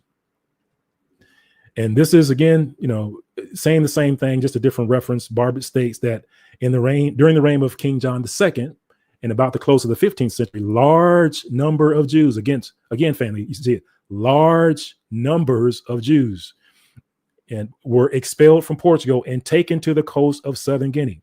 This is what those modern day historians will not talk about. And it says that the island of St. Thomas, which is more than 150 miles away from the mainland, was populated by mulattoes descended from these Jews exiles and Angola women. All right. And then I think this is the last one we have on this. I might skip a little bit of this. We'll just kind of go through it real quick, family, but it's the same thing. It says many Jews also were scattered over this region. And this is what I was saying, family, is that there are multiple waves of Jews that arrived on the west coast of Africa that came there at different times, occupying different places. And this is speaking to that. And this is from Africa being an accurate description of the regions. I think John Ogilvy is the author of this. You can look it up, family, but it says many Jews also scattered over this region, some natives boasting themselves of Abraham's seed, inhabiting both sides of the river Niger. Others are Asian strangers who fled thither either from the desolation of Jerusalem by Vespasian or from Judea, wasted and depopulated by the Romans, Persians, Saracens, and Christians. So basically saying the same thing. Israelites have come there over different times. And it says, or else such has came out of Europe, whence they were banished, out of parts of Italy in 1342, out of Spain in the year 1462, out of the Low Country in 1350, out of France in 1403, out of England in 1422. These all differ in habit and are divided into several tribes having no dominion, though both wealthy and numerous, but despised of all nations, and so abominated by the Turks that they are not admitted to be Mohammedans unless first baptized. All right. And it says, then no otherwise made use of than to receive their customs or their taxes. All right. All right. So again, this is pretty much saying the same thing. Israelites were placed on the west coast of Africa, and now you have information as to why they were placed there on the west coast of Africa in great numbers, because they did not want to embrace the Roman religion. So number 7, how do I know that I'm an Israelite? Number 7, Negro Portuguese and Spanish Portuguese Jews were black complexion, right? And if you've probably seen these, again, if you're a regular on this channel, you've probably seen these references ad nauseum. What I tell people is that there are literally hundreds of these references. These are my favorite references because they speak plainly about who the Israelites are and what they look like, and they also refute, so a lot of the the arguments that we get, because you'll hear things like, well, they were, even though it says dark, they were actually white dark, or even though it says they were dark, they were actually Caucasians, but they were dark skinned. They had some real bad suntans. Like, so these are the references that put all that stuff to bed, right? And so let's start off. This is sources of history of the Pentateuch, and it says, in regard to the human race, and let me move my mouse so you can see where I'm reading. So right here, this paragraph here in the middle, it says, in regards to the human race, it has been shown abundantly and historically that each of the external differences often ceases to be characteristic. It says, thus the black color, I'll say it again, thus the black color is found not only in individuals of the black Jews of Portugal. So that's a full stop there, family, because again, we used to get people that would say things like, well, when it says black, it doesn't really mean black, it really means white, or well, when it says swarthy, it doesn't really mean swarthy, it means black. Well, and the kind of short circuit that whole argument sequence of events, we just point people to the dictionary. The dictionary that was around during that time says that black means black. And that's the easy button to get to the truth of that. But here, family, you can see it actually says the black color found not only individuals as the black Jews or black Jews of Portugal. So again, we know that the Jews of Portugal were indeed, in fact, black. Next reference, it says the Jews of Portugal are very dark. So again, we're going to start to see different terms for describing the same people, where they're called black or where they're called very dark. And it says in this next reference, it says, where do we start? It says, 'tis also a vulgar error that the Jews are all black, for this is only true of the Portuguese Jews, who, marrying always among one another, beget children like themselves. And one of the things I'll point out, families, is that when you're looking at the Iberian Peninsula, which is Spain and Portugal, one of the things I really hadn't talked about this too much, and that is there was a slight difference between the Jews that were in Spain versus the ones in Portugal. And that is, the Jews in Portugal, like, they didn't mix at all. Like, that was what they were known for. And that's what this reference is speaking to. It says, 'tis vulgar error that the Jews are all black, for this is only true of the Portuguese Jews. Now, the Spanish Jews, you do see some mixing among the Spanish Jews, because I believe what happened is that they started to mix among the aristocracies, right? They started to mix among the royals in Spain that were of another nation. And so when you're looking at references that talk about the Israelites in Spain, some of them start to have some what I call aquiline features, like a little bit thinner lips and nose, but they still look black. Like if they're walking down the street today, they would look black. It would be no question. The popo would pull up next to them and ask them what they're doing. So they still black. All right, so here we go. Spanish Jews, and it says, this is another reference, says the Spanish Jew is always dark. You can see the underlying reference, and his hair is uniformly black, right? So again, this is all speaking to the same Israelites. And then again, this is the reference I pull out because sometimes, remember I said that sometimes you get people that say things like, well, yeah, but they were kind of tan Europeans, that sort of argument. Well, this is and we also have cranial analysis, which also puts that argument to bed. But this is just some references that talk about the physiology of the Israelites. And so this one speaks about the Israelites in Spain and Portugal, or says of the first form. And you got to figure out what the first form is. You got to go up a little bit on the paragraph where it says the first Jewish, and I highlighted it there on the screen there. It says, as I tentatively surveyed the Jewish population on the streets of London. So a lot of the Israelites in Spain and Portugal, you also had them fleeing to London as well. But here it says, I fancy I could perceive three different casts of features. The first Jewish. So the first feature that he's going to talk about is the Jewish feature. And then to talk about the Jewish feature, I dropped down to the section that's boxed out, and it says, of the first form, I need to say a little to you, begging you merely to recollect that the contour is convex, the eyes long and fine. And it says, oh, hang on. The outer angles running towards the temples. I guess I can move my mouse so you can see towards the temple, and the brow and the nose apt to form a single convex line.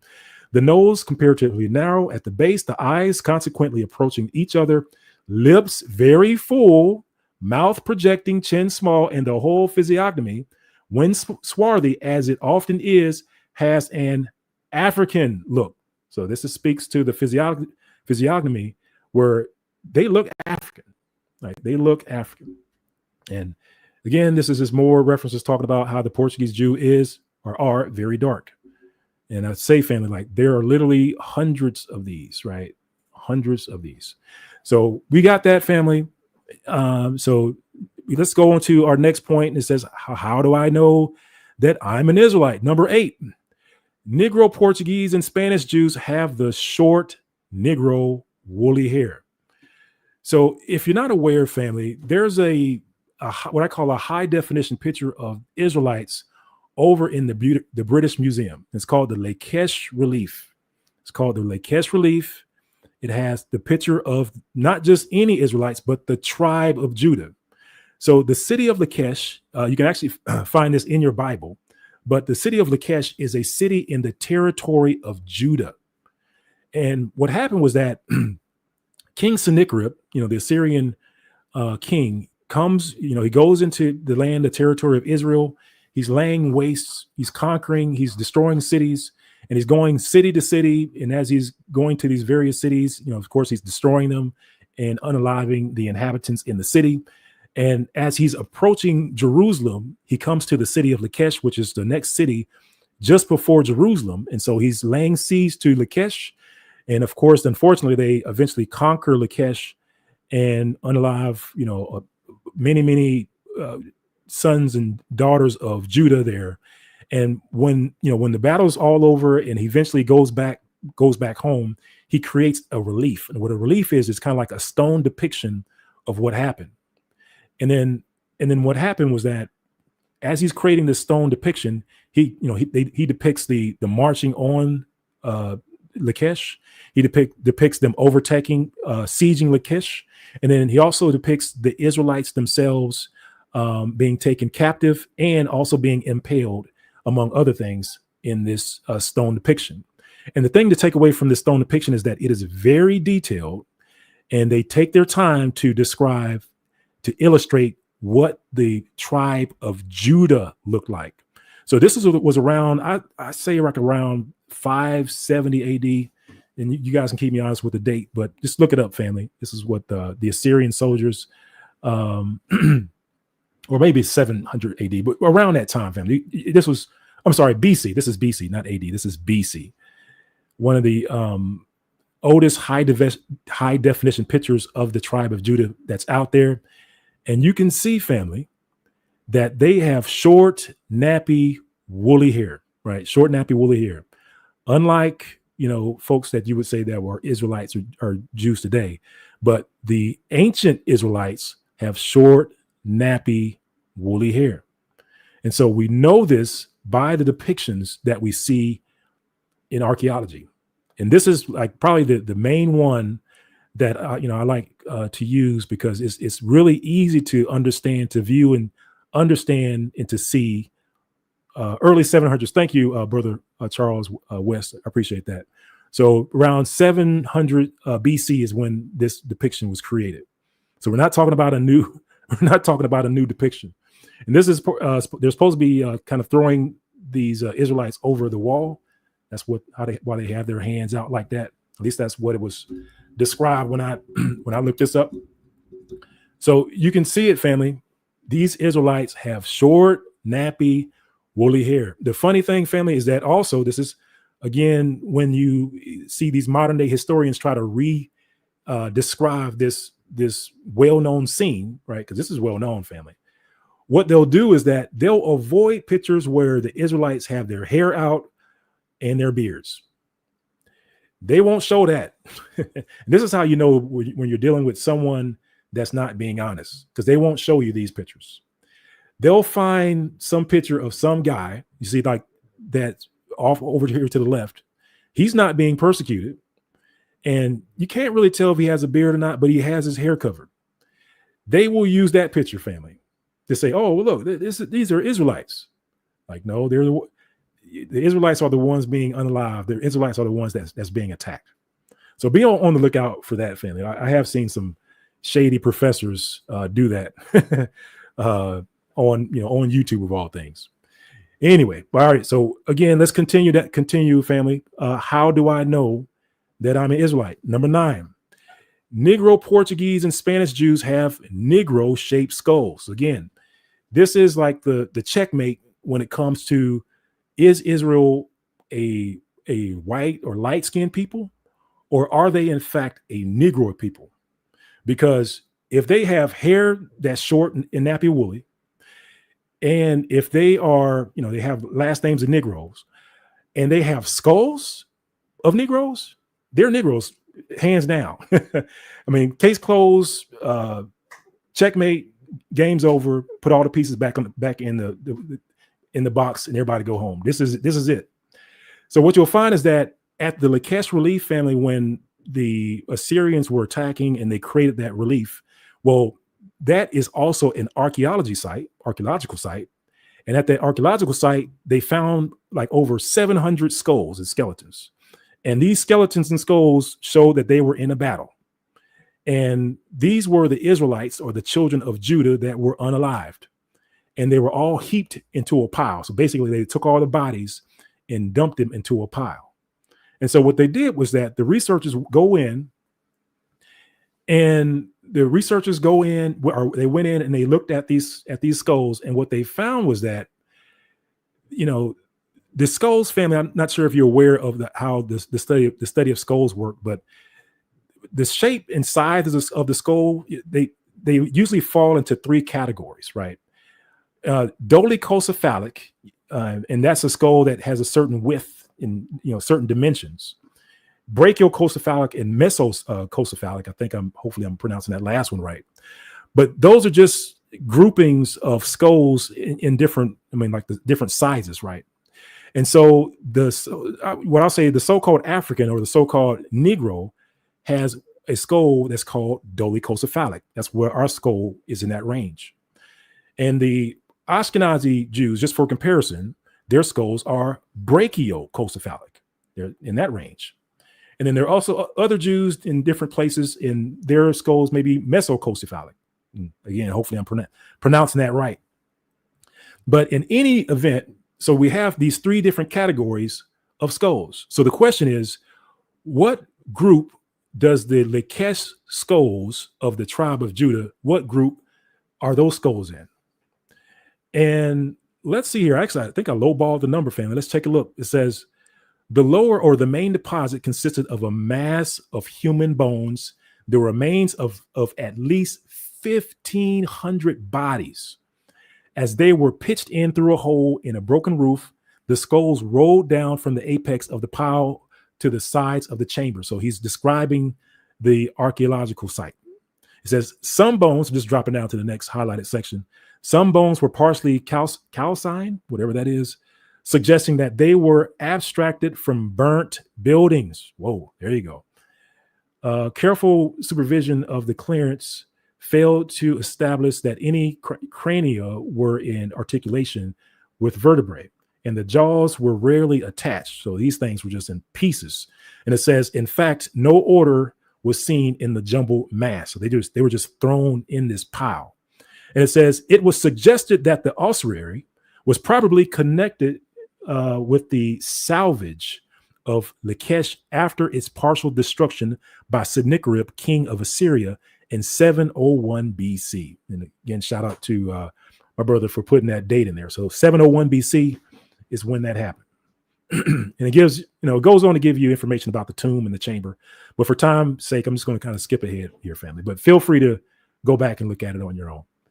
And it says, and this is more about the chamber, it says, for the style of both chambers, it is certain that they were originally excavated to contain early 15th century burials. So just saying that when they dated everything, that's where they came from. All right, so let's keep going. It says the relationship of the Lachish series may now be considered at its closest connections are the series of the Lower Egypt type. So it says they were the series of the Lower Egypt type. Let me skip ahead to, let's see. Yeah, I mean, it's basically saying that they were part of Lower Egypt. But I want to get to the numbers because I just want to deal with the hard data, which breaks down where these skulls are assigned to. On the basis of the CI skulls were classified as, according to Modi's medical jurisprudence and taxonomy, the skulls having CI between 70 and 74.9 are called dolichocephalic or long-headed. So basically, they're defining what the measurements are. So if you see a skull family between 70 and 74.9 dolichocephalic, right?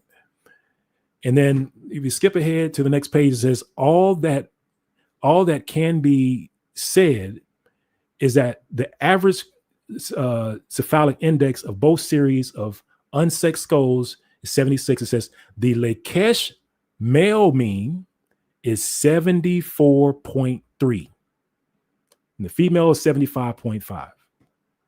So 74.3 for the males is dolichocephalic. And then if we scroll, jump down to the next section, it says there are no adequate data for ancient Jewish skulls from any locality. It says the longest modern series representing this people is one published by, you see the name of the 17th century Jews buried in Prague. It says the average cephalic index for 53 males skulls is 82.0. So it's talking about these male skulls from these different places, right? But when it comes to the skulls of Lachish, it's going to tell you where what their numbers are. It says which is sufficient to show that there can be no close connection with the Lachish people. 74.3. And what it's going to show you, family, is going to later on is going to compare the Lachish skulls with other, I guess self-professing Israelite communities, and it's going to show you that it doesn't match up with the Lachish skulls. It says, or with any of the ancient Egyptian groups from which the highest index was 76.0. Let's keep going. So here we go, family. It says all the remaining series of Jews in Palestine represent the Samaritans, the sources in mean indices being, and you can see 76.2, 77.6, 79.1, 77.2, 78.1. And then again, just to reiterate, and you'll see that it goes on to have multiple, it's just comparing the indexes. But if I go down to the green line, it says the mean cephalic index for the male Lachish series skulls is 74.3, right? 74.3. So again, family, is showing you that the people that are in these are the Israelites or the Jews or Jewish people that can make up these groups don't match the skulls of the Lachish relief. They do not match the skulls of the Lachish relief. And there are one people that do match the skulls of the Lachish relief, and that is the skulls of the so-called Negroes. So remember, dolichocephalic represents the skulls of the Negroes. But this is just another reference to kind of put what we're seeing in the different terms as to the first type being the Sephardim Jews, or the Spanish and Portuguese Jews, even the larger part of the Jews in southern France. I was talking about the dolichocephalic. So above it says the dolichocephalic and the brachiocephalic. The first type belonging to the Sephardim Jews, or the Spanish and the Portuguese Jews. So the Spanish and the Portuguese Jews were dolichocephalic. This is just another reference that's saying the same thing. And just pull this from the Encyclopedia Britannica from 1911. It says dolichocephalic, according to Retz, was the distinctive cranial feature of the earliest inhabitants of Europe. And that's a story of another day, for another day, about the earliest inhabitants of Europe and how they were dark skinned. But there are studies out there that show that the skulls of the earliest inhabitants were dolichocephalic, and that they were eventually replaced by brachiocephalic people. But anyway, it says today it is the characteristic of the Negro races. And it goes on to mention some others: the Papans, the Polynesians, and the Australians. It's called the indigenous Australians. And all right, but you can see there, family, the dolichocephalic, it says it is characteristic of the Negro races. All right. So the fact that the skulls match the skulls of the Negro races, that is another proof of who the Israelites are today. All right. So again, Encyclopedia Britannica, and this is basically saying what the dolichocephalic is. It says it's dolichocephalic. It is an index of less than 75, means the skull is long and narrow. You can see it's called dolichocephalic, are typical of Australian Aborigines and native Southern Africans. Native Southern Africans. All right. Oh.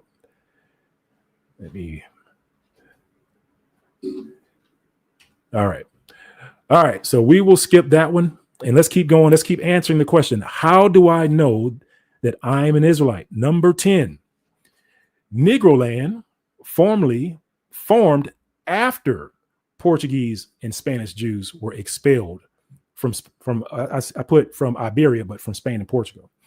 So family, you may have come across teachings about Negroland in Africa, and you may have seen maps of Negroland in Africa.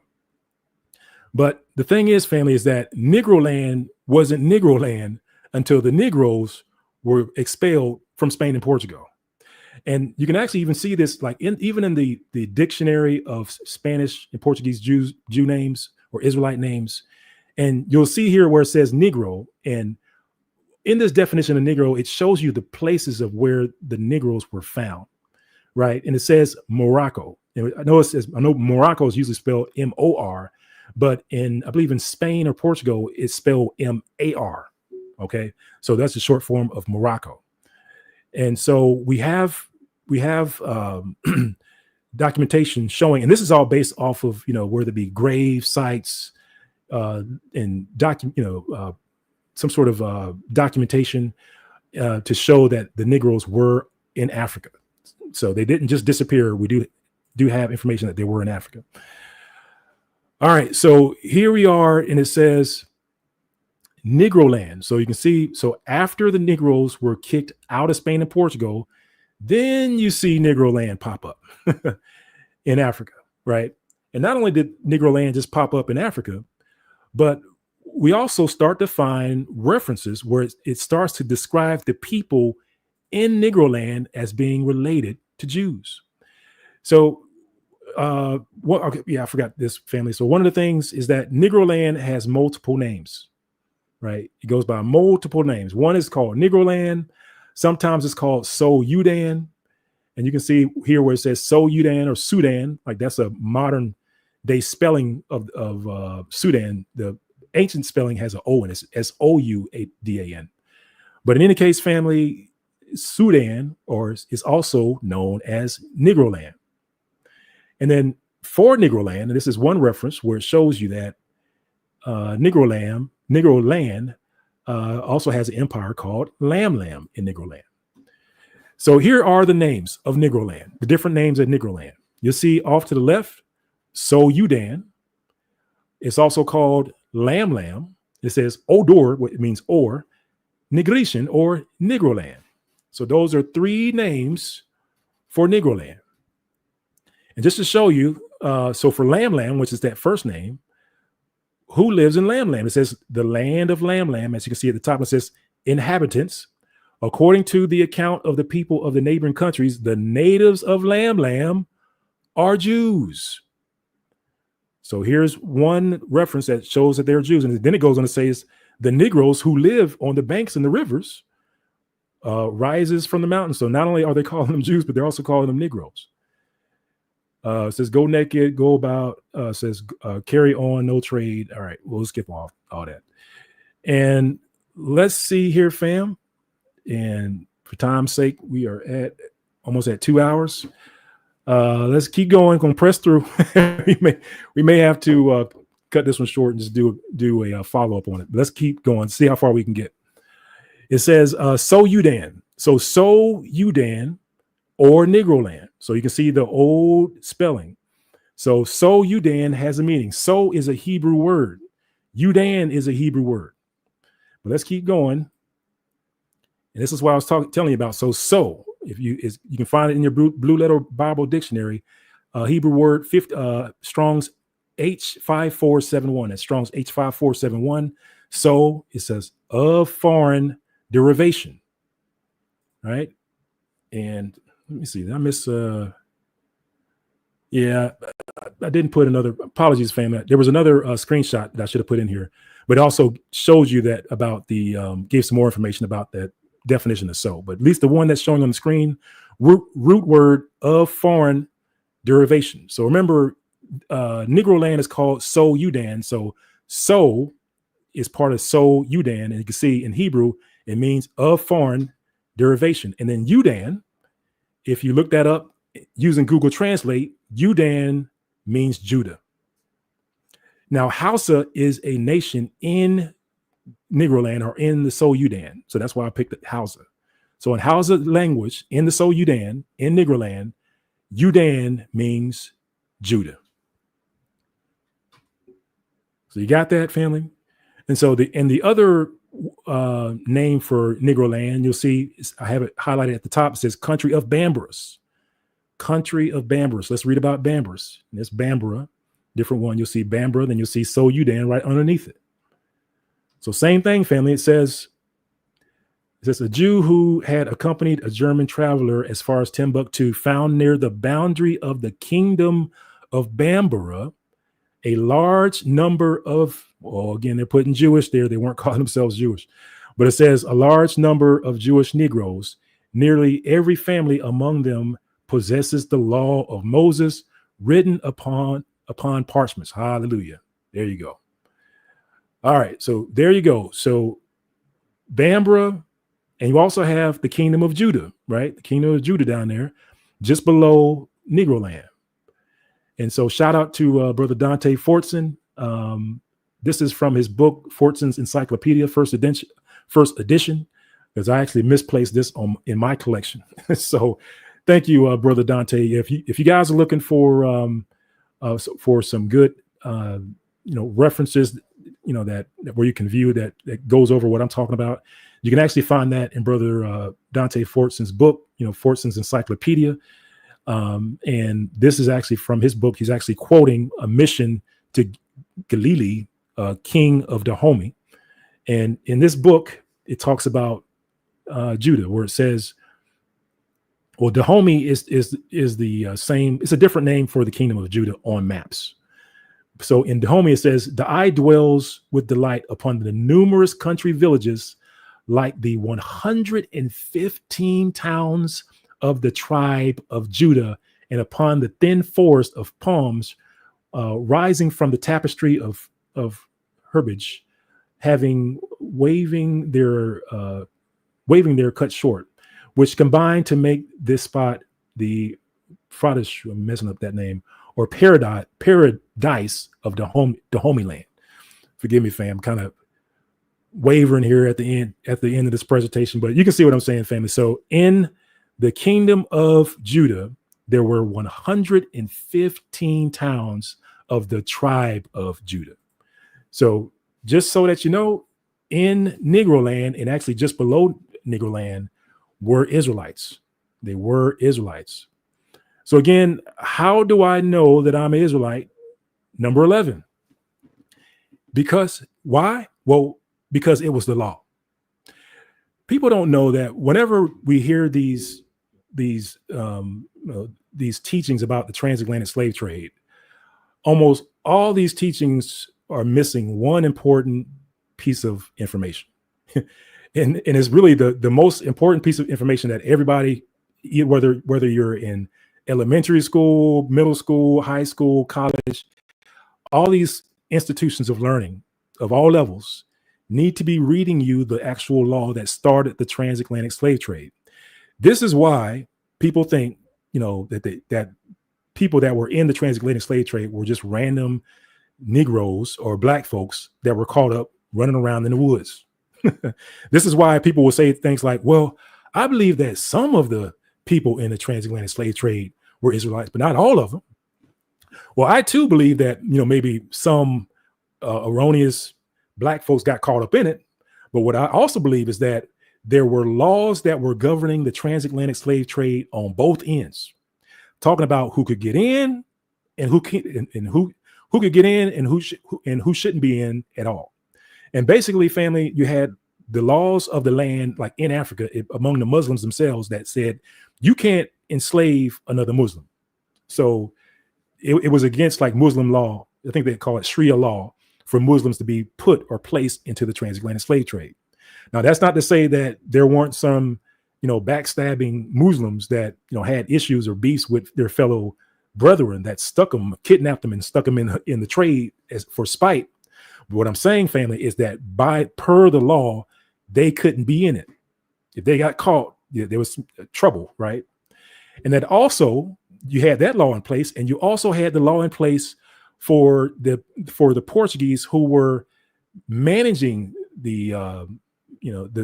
managing the slaves in the west coast of Africa. So basically, the Portuguese, they would put their liaison over in the west coast of Africa, and these liaisons, they were called Portugalese, they were called Lancados.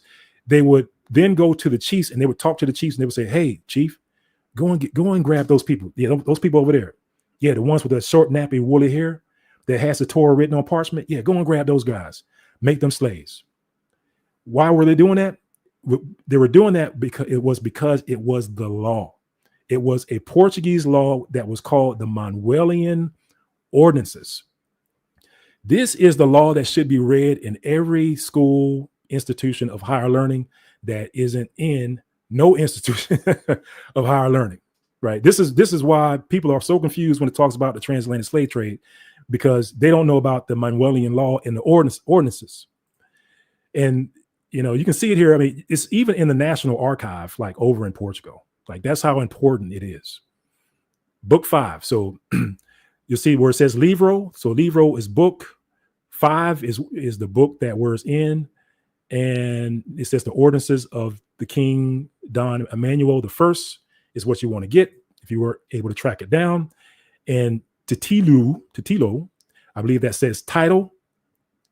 And, you guys can keep me honest here with the Roman numerals, but I believe this is Roman numeral 112.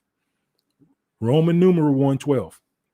This is the one that you need. And I would say go off on your own, download it from those sites, and do your research on this and translate it. I personally translated this thing 3 times. I translated it with the help of a helpful Ema, a professor. That was actually over in Spain and Portugal. Shout out to her and her family. Peace and blessings. Thank you for your help on that. Also had this translated by a professional translation service. And of course, also had this translated by Google himself. So 3 translations, and I was able to compare the 2. And through this entire exercise, family, I was actually able to see the difference between a translation and an interpretation. Because although I may not be able to speak Spanish and Portuguese fluently, because I did take those classes while I was in college. However, I am I am learned enough to be able to pick out words and places when I look at this. And so that actually helped me out, family, when I did have this interpreted or translated. And I sent this over to people to translate it, and they would hand it back to me. And the translations that they would hand back to me, it would be missing places. Like this says George de Amina, like Elmina, like the castle of Elmina. Like, why, when you hand me back my translation, why is it missing that? It should, like any translation you get me, should have all the places in there. It should have all these words in there. Like some of these translations have the term placed in chains. It literally says placed in chains. But the translations that I got didn't have it in there.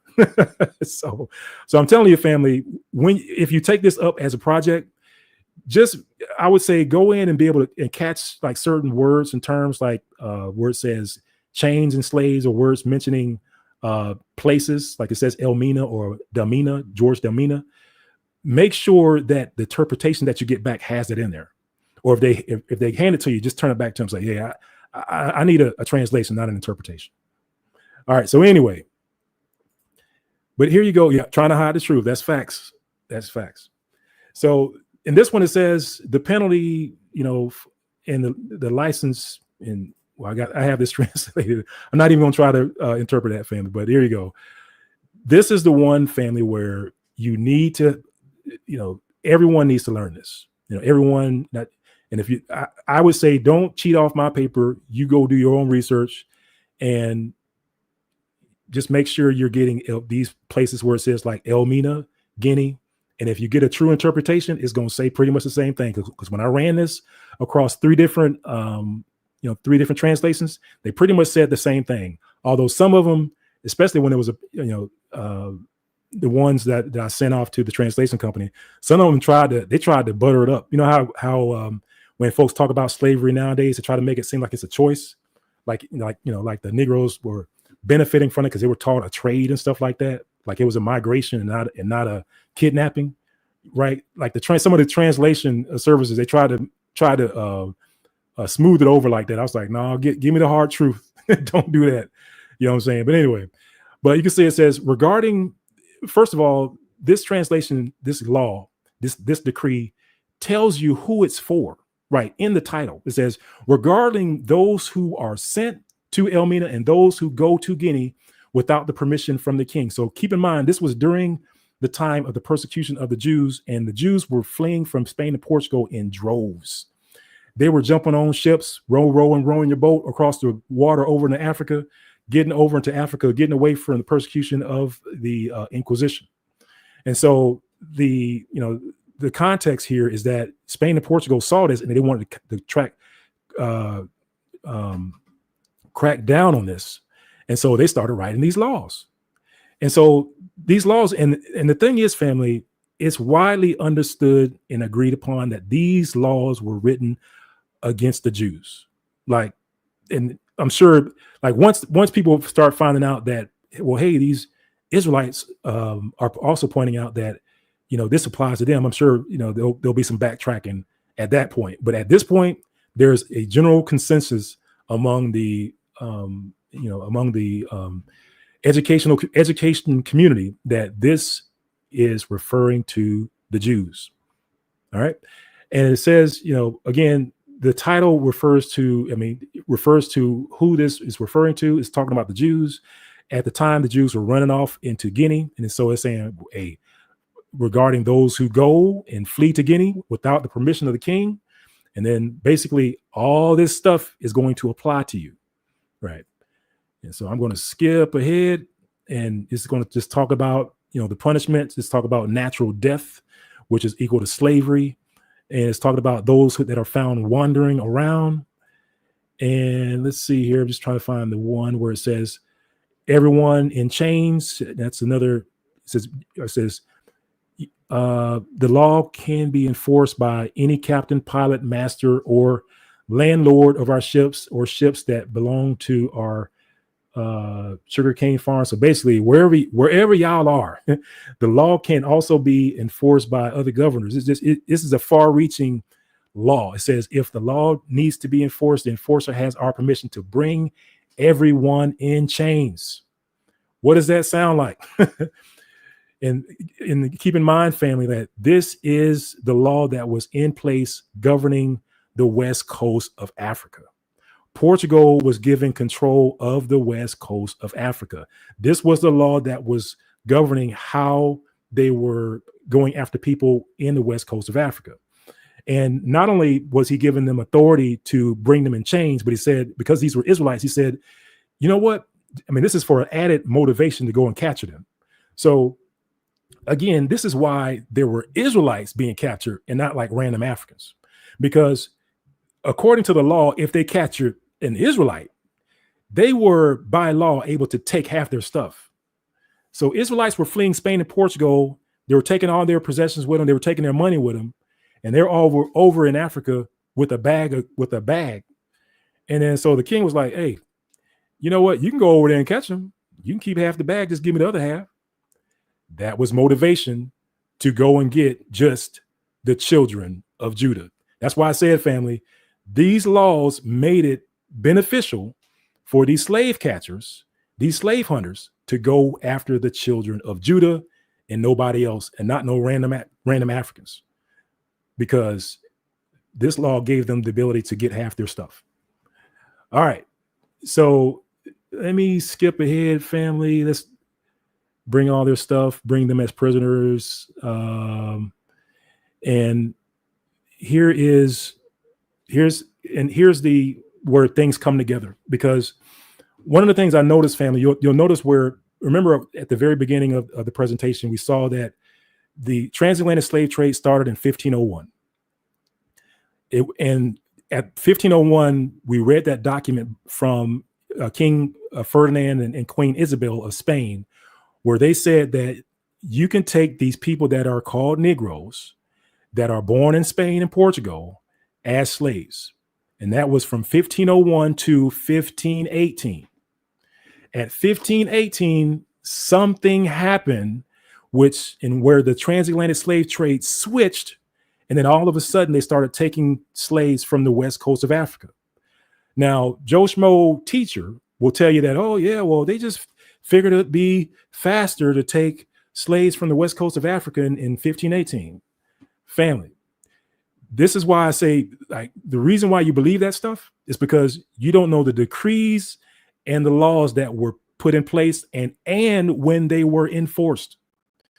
So what I mean by that, family, is that, so these laws about the authority or the authorization to go and hunt Israelites on West Africa and the motivation to go and get them in West Africa, they had been in effect for a while on the west coast of Africa, all the way up until 1518. Like they were there in 1501.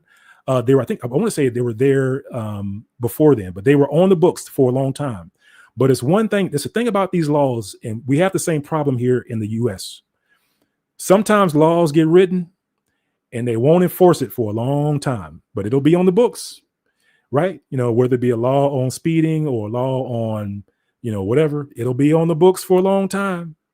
But then all it takes is for somebody to say, hey, that law that we had about people going real fast, let's start enforcing it.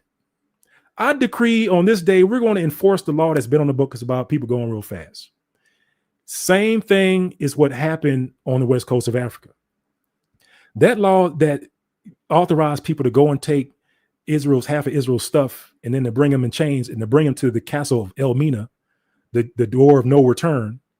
That law was then enforced March 15th, 1518.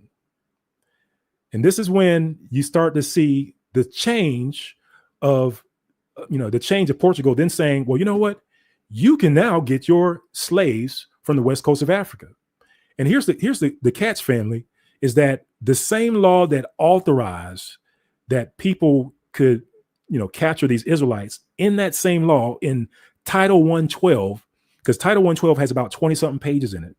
In the back part of Title 112, like in pages 20 or 19, it then says that, oh, by the way, you can now get your slaves from the west coast of Africa, and you can get them from Elmina, and you can get them from well, Elmina, or you can also get them from Sao Tome or Principe Island.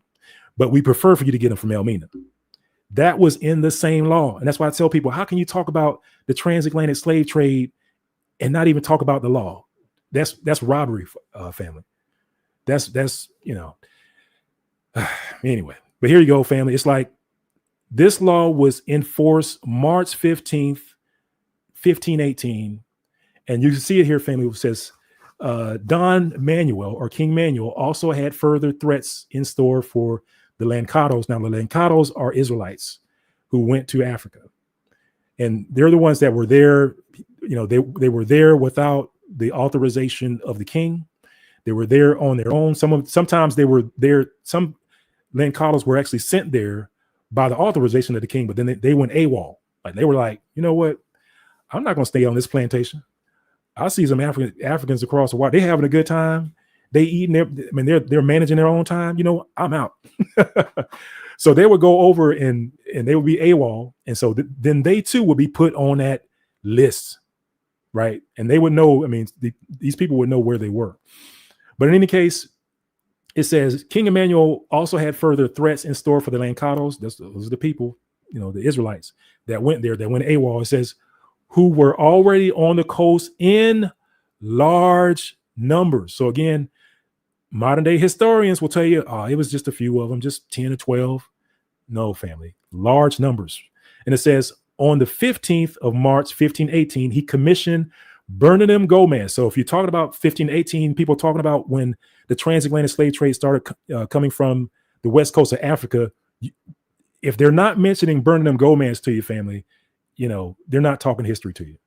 But it was Benayah Gomez who went to Guinea, and the superintendent, the removal of the Lancados. He went to Guinea, and then he goes around on his ship talking to these kings and trying to get them to go and get these people. It says those who return to Europe would be pardoned, although half of their goods will be confiscated. So basically, he said, y'all can come home. We're not going to mess with y'all, but we're going to take half your stuff when we bring you back home. Like you can trust them to do that. It says that each would be made to contribute 10 cruzoes to the All Saints Hospital in Lisbon. All right. So let's keep going, fam. I know we are over 2 hours, and I think we're probably going to end up shutting this one down and just continue this a little bit later. But let's at least finish these next couple of sections. And thanks, family, for sticking around, fam. I know it's a lot of information, but what I want people to realize, family, is that when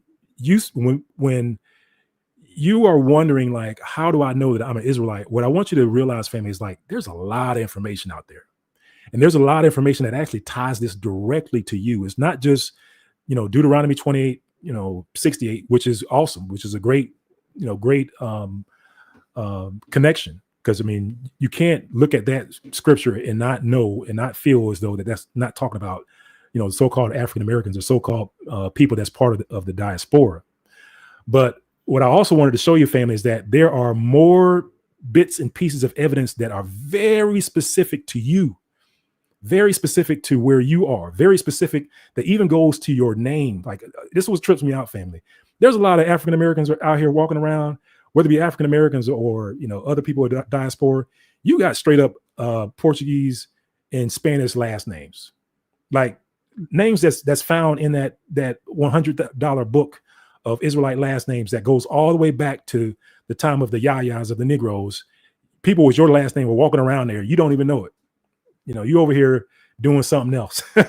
So, it's like stuff like that, family. Or, whether you take a DNA test with Ancestry.com, 23andMe, and then you're looking through in the section there, it shows you like all the people that are connected to you. But, you don't know it, but half the people in your connections have Israelite last names and you don't even know it. Like that sort of stuff, family, that's the sort of stuff we want to bring to you and show you that no, you have not only do you have strong ties to being the people, you have the strongest ties to being the people. You know what I mean? Like when you see what other people have, other people have what I call self-identifying traits. Like they'll create their own ID cards. Like they'll say, I'm Israel. And to prove that I'm Israel, here's this document. Well, who created the document? I did. Well, who created that face on your ID? I did. Well, we can't take that. You're self-validating. Stop self-validating on my lawn. Do that on somebody else's lawn. But anyway, let's keep going, fam. Let's just finish this out. It says, we're talking about, this is the part where I was telling you about the taking or the buying of slaves in the law in Title 112, Book 5. And it says, we are also certified to give permission to the captains of our ships to order them to go to Sao Jorge de Mina and to Sao Tome and to Principe Islands to trade and negotiate. However, a trip to Sao Tome and the Principe Islands should only be taken when it's really necessary. There, our ships might have the possibility of buying many slaves to bring to our kingdoms, as well as other things that can be purchased. This is how the transatlantic slave trade started from Africa in 1518 by this law that had been on the books for a while, but wasn't enforced until 1518. And this is from this book, I believe it's written in Portuguese, The History of Guinea. John Barreto. He was a really, thorough historian, well-known, renowned historian of his time. And in his book, and this is a translation that says, finally, on March 15, 1518, he published a violent charter for which he sent special ship commanded by Bernard M. Gomez to the ports of Guinea with the mission of getting all the Christians, Lancados, who were there to board. Christian Lancados are Jews who were converted to Christianity. And it says, those who returned to Europe obeying this order would be forgiven as long as they paid the 10 cruzados ordered to the hosts, Todos Santos de Lisboa, and more than half of all their forms. So, basically half of their stuff would be taken. It says, those, however, who refused to embark and leave the lands of Africa would be handed over to the kings to be killed. It says, the permit authorized Captain, listen, fam, it says, the permit authorized Captain Bernard M. Gomez to offer to the indigenous chiefs all the gifts that were necessary to achieve the delivery or the murder of those Lancados. Man, talk about putting out a hit on somebody, family. 1518, Bernard M. Gomez pulls up on West Coast of Africa, talking to the chiefs, giving them cigarettes and wine or whatnot, saying, hey, I need you to go and get those people right over there, those Lancados, those Israelites. And it says that they were necessary to achieve the delivery and the murder of those Lancados. Remember, the term Lancados means Israelite. Lancados are just Jews or Israelites that converted to Christianity. And it says, it seems that these violent measures by the monarch Venturso were intended to reach Jews or foreign adventurers who spread freely along the African coast. All right. And this is just another reference that says the same thing. Of course, is again, a lot of these truths, family, are in books that are written in different languages. You just have to translate those things. We've already read that. And then I think we might cut it off at this point after this one, family. It says, how do I know that I'm an Israelite? Number 11. Why do I feel as though this is a double count here? But anyway, it says number 11, Negro, Portuguese, and Spanish Jews sold in the transatlantic slave trade. So we know that the Negro, Portuguese, and Spanish Jews were sold in the transatlantic slave trade by going to none other than the transatlantic slave trade database and just looking at the names. And remember, over in Spain and Portugal, we started off by looking at the person called Yahya, who was a descendant of King David, who had the last name of Negro, who was the famous Negro that was placed in charge over in Spain and Portugal. He was the head rabbi. He was the head spiritual leader. He was the tax collector. He was the governor over the Jews, or the Israelites, the tribe of Judah, the house of Judah over in Spain and Portugal. Everybody knew his name. His name was Yahya. And here we got Yahya, slaves called Yahya, up in the transatlantic slave trade database. And then Yehuda. Judah wasn't called Judah. It was called Yehuda. And you can also see Yehuda in the transatlantic slave trade database. Let's see here. Number 12, Negro, Spanish, Portuguese, Jews were synonymous with black. Yes, so we're going to end it on these, family. It says Negro and Spanish and Portuguese Jews were synonymous with black. What I mean by that, family, is that every time they're talking about these Spanish and Portuguese Jews, it always has something to do with black, like everything. And what do you mean by that? Like, check this out. Like, when these black Jews got sick, they called it the Black Plague. When they were persecuting these Jews using the Inquisition, and the Inquisition has a book that has all the laws and the punishments in it. The other name for the book was called the Black Book. And when they were persecuting these Jews so bad that people were complaining about it, they said, oh, no, that's just a black legend. And then when they were talking about how these Jews looked, they said they had a black complexion. And of course, we showed you the Lakesh relief, and you saw that they had nappy woolly hair, and that was black hair. And we showed you that their skulls were dolichocephalic, and that tells us that the skulls were black skulls. And then we also went over where these Jews lived, and I showed you that even the name of the village was called the Black Village. And then when we said, all right, so what are these Jews called? What are their names? We saw that they even had the last names of Negro, which was a black name. And then also the derogatory name that they were called Black Portuguese. And then one of the things I didn't go over, but I will tell you, family, is that during the time when the Jews and the Moors were over in Spain and Portugal, and they were ruling around 711 AD, the Jews were rocking Moorish garbs. Like, they had Moorish clothes on. They looked just like the Moors. Like, they were literally just like the Moors, and the Moors didn't like it. The Moors was like, hey, y'all dressing like us. We can't tell y'all apart. So the Moors instituted a dress code for the Jews, and they made them wear black clothes. So the Jews were known for wearing black clothes.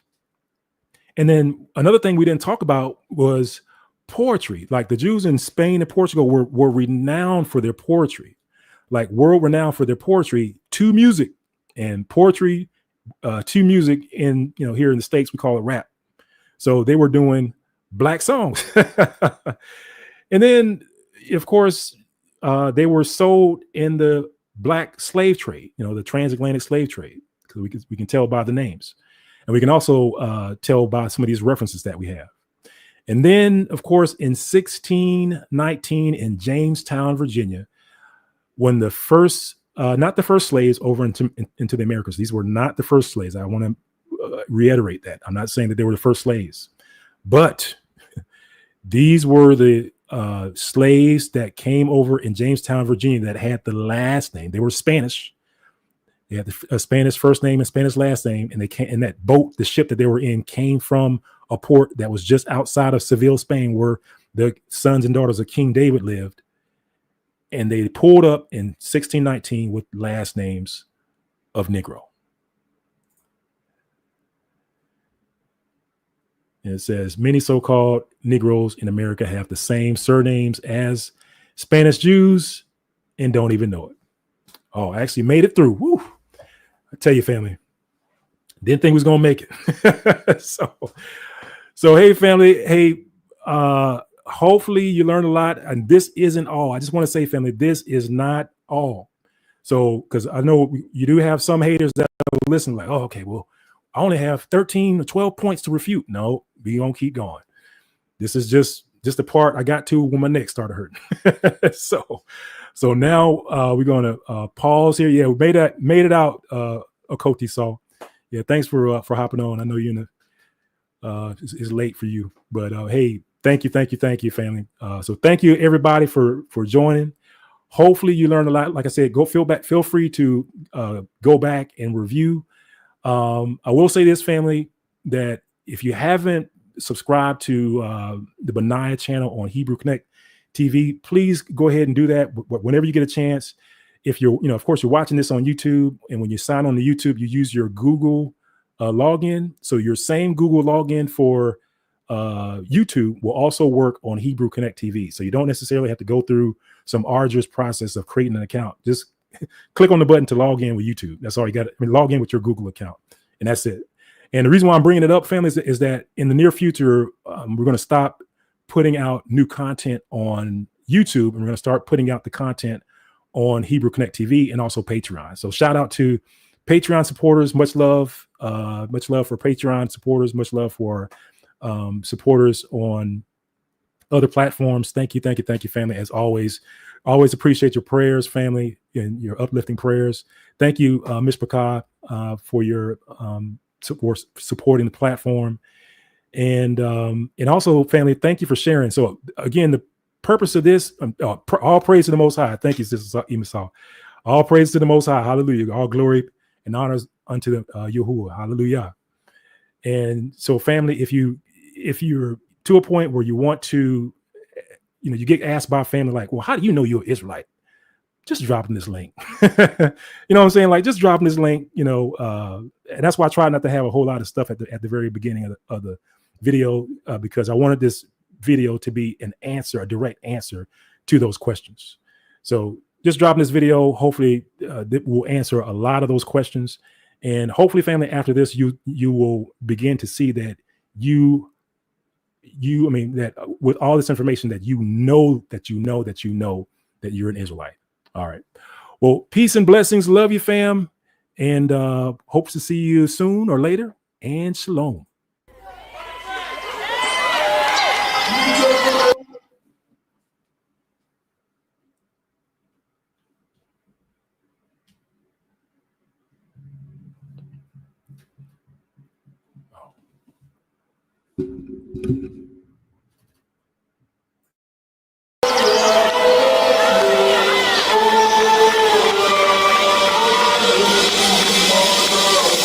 Tearing down idols and we cutting down poles. We calling back Israel to the hell we know. Throwing out crystals, we don't need these stones, and we ain't no gods. That's a job for y'all. All praise to the Most High. All praise to the Most High, Yahuwah. All praise to the Most High. All praise to the Yah Israel. Tearing down idols, and we cutting down poles. We calling back Israel to the hell we know. We throwing out crystals, yeah. We don't need these stones. We ain't no gods. That's a job for Yah, yeah. Oh, all praise. Who we say?